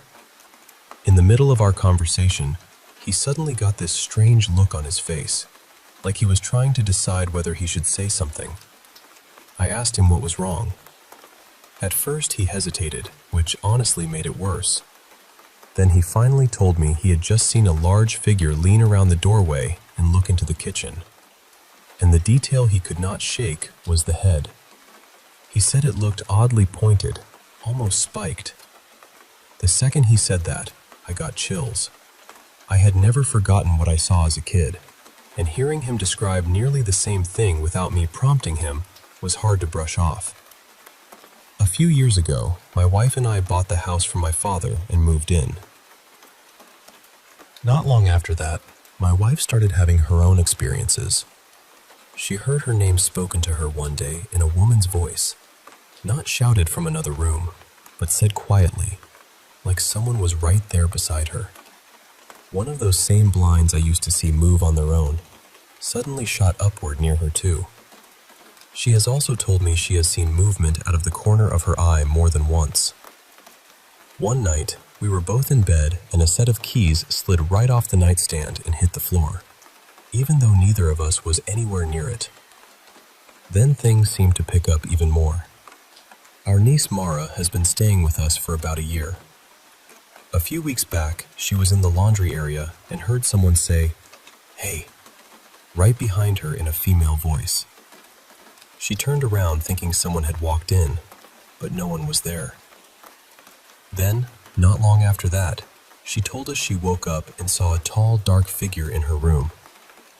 She said the shoulders looked uneven, almost slanted, and the head looked strange, fuller somehow, like it had thick, messy hair. A couple of nights later, her friend stayed over and said she saw a figure lean into the bedroom from the doorway. She described it as having a large head, then said it pulled back and vanished. Later that same day, Mara was half asleep during a nap when she heard a young man's voice right in front of her say, "Hey," clearly enough to wake her. That is the part that gets to me now. When I was younger, I only had a handful of experiences I could not explain. But lately, it feels like whatever is here is showing itself more to the people around me than to me. Almost like it wants to be noticed. And that is what unsettles me most. It does not feel human exactly, but it does not feel openly threatening either. It just feels present, like something that has always been here, quietly hovering at the edge of things. And now, for some reason, it is stepping a little closer.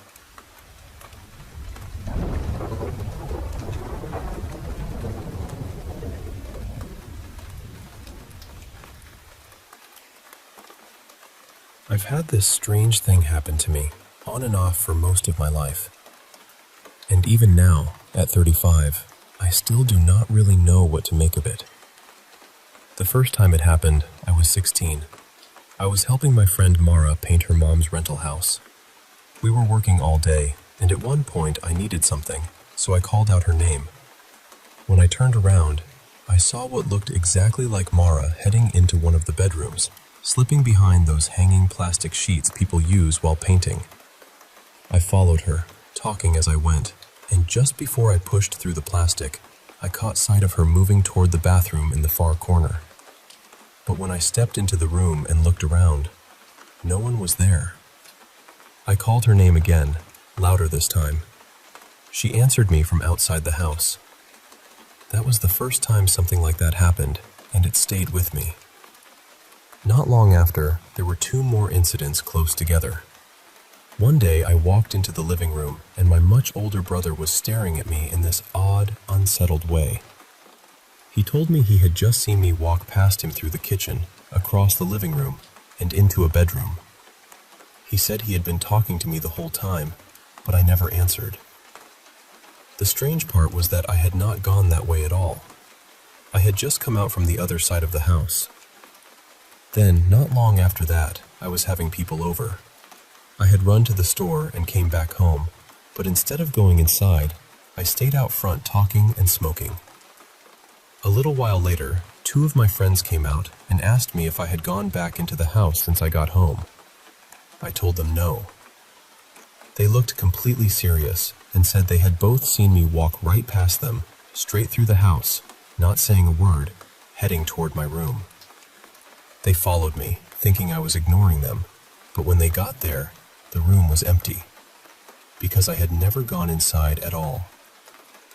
After that, everything went quiet for years. Nothing happened from about 18 until I was around 30. By then, I had 2 kids, and they were little, around 5 and 8, and they had a neighborhood friend over all the time.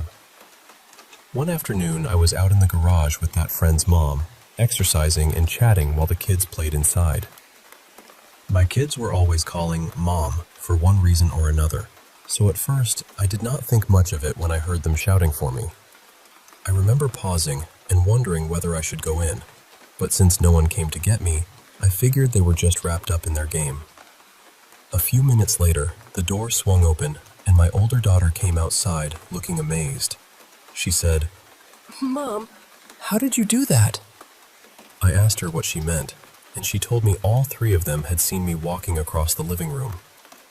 They followed me into a bedroom because they wanted drinks, but when they got there, no one was inside. Then she looked at me, standing there in the garage, and could not understand how I had gotten outside so fast. I told her I had been there the whole time. She looked so confused and said, "But Mom, it had your hair." That one really got to me. Then things went quiet again for a while, until this year. I work nights and my partner works days, so our schedules overlap in strange ways. One morning, around 4 a.m., I got a message asking if I had been talking to him through our security cameras. I said no, of course not. He told me he had fallen asleep on the couch and woke up to my voice telling him, very clearly, "Hey, come to bed."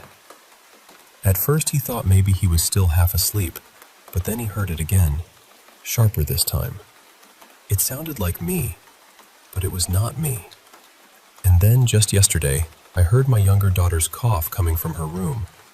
She has a very distinct cough, one I would recognize instantly anywhere. But she was not even home. That is what unsettles me most.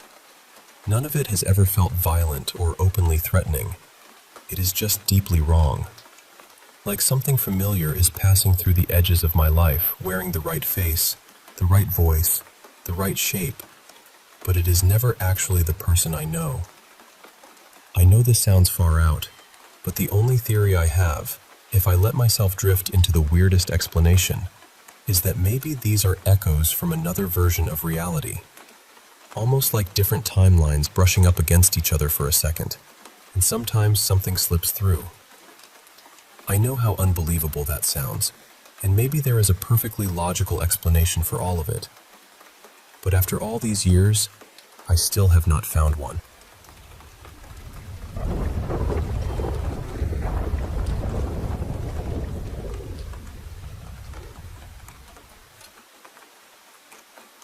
I want to tell you something personal. In my family, strange things have a way of showing up, almost like they've been passed down beside eye color and old recipes. My grandma, my sister, my cousins, and me, we've all had moments that still don't sit neatly in my mind.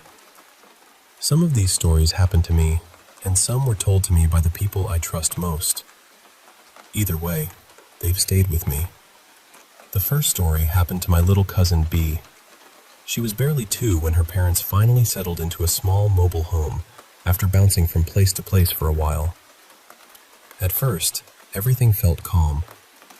It seemed like the kind of place where life might finally steady itself. Then B started chatting with someone no one else could see. Whenever her parents asked who she was talking to, she'd smile and say, "My friend Belle." The thing is, there was no Belle. Nobody in the family, nobody at daycare, nobody they knew. At first, everyone tried to brush it off. She was little after all. But then she started crying and telling her parents Belle was hurting her, even choking her. That was when the mood in the house shifted. B's grandmother, who had always been deeply spiritual, came over to help. She brought in a spirit box and tried to make sense of what might be there. The responses they got were ugly and unsettling, bits of language that didn't feel playful or imaginary at all. Around the same time, B's dad started finding long scratches on his skin with no explanation, and B, who was usually pure sunshine, would suddenly fold into herself and sit in the middle of the floor like she was trying to disappear.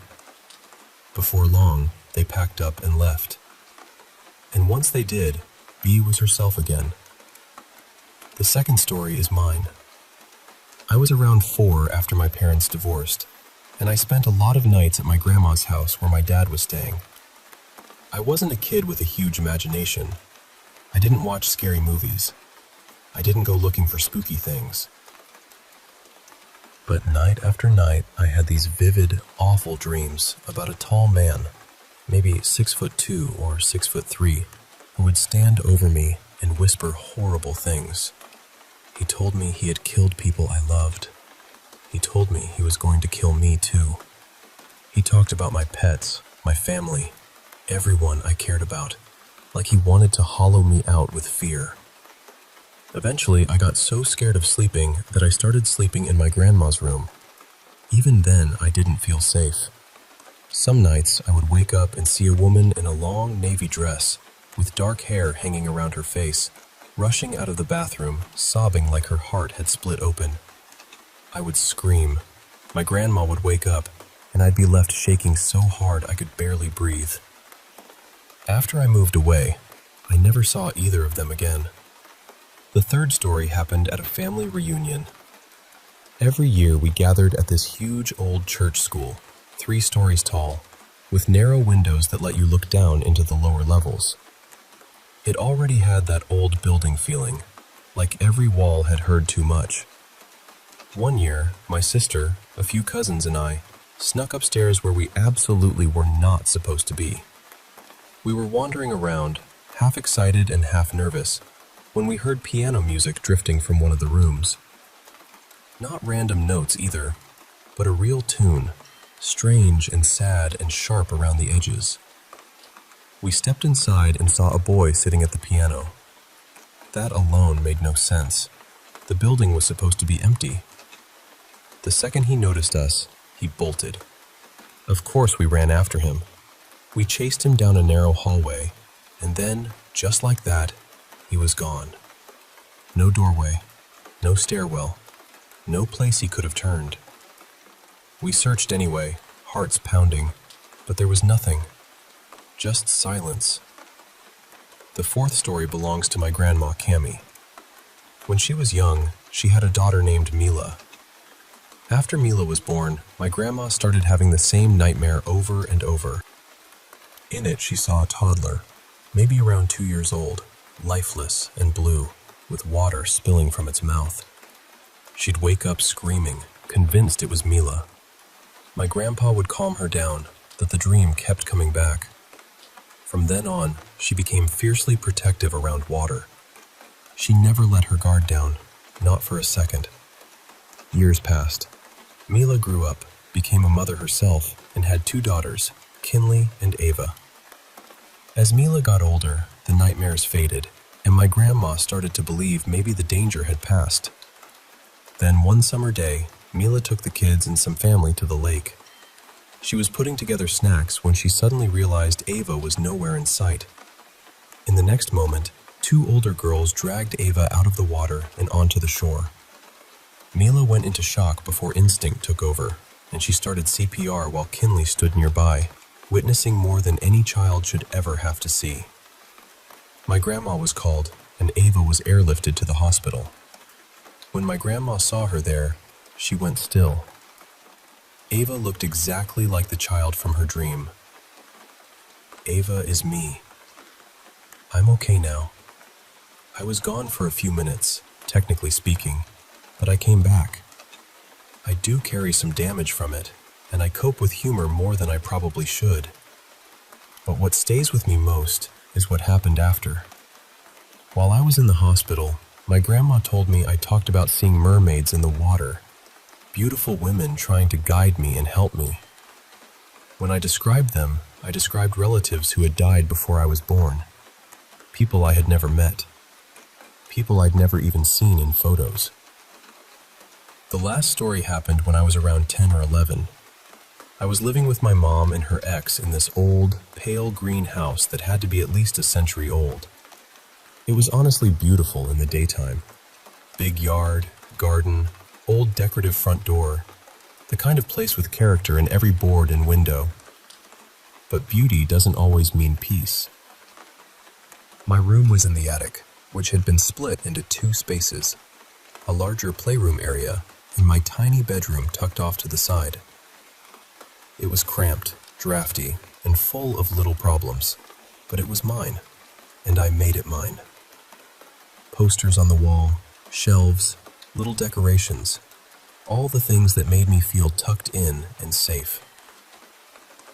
Then one day, my mom's husband got angry with me and took my door off the hinges.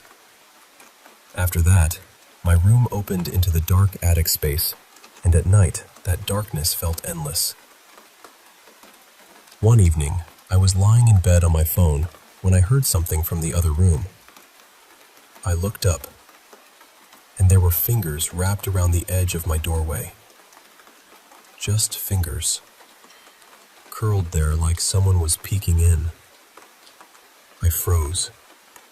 I couldn't move, couldn't breathe right, just sat there crying silently for what felt like forever until I finally screamed. The hand vanished.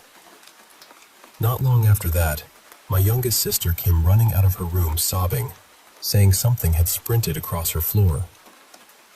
She was so young that the fear on her face felt real in a way I couldn't explain away. Around that same time, I started hearing a tiny voice near my ear at night, whispering, "Hello," so softly it almost felt polite. It stole my sleep bit by bit. I spiraled into a depression during that time, and I swear the house felt heavier the worse I got, like it fed on sadness. Eventually, my sister and I used a spirit box in that house too. One of the clearest things we heard was a little boy saying, "Sorry, Mommy." Later, after digging into the history of the place, we found stories about a woman who had suffered multiple miscarriages and eventually taken her own life. The attic was the part that always stuck with me. That was where the air felt wrong. So that's my family's strange little collection of stories. Some people will hear all of this and call it coincidence, grief, dreams, old houses making old noises. Maybe some of it is. I'm open to that. But when you live through things that sit this close to your skin, it gets harder to dismiss them completely. All I know is this: some moments leave a chill behind long after they're over. And some stories, once they enter a family, never really leave.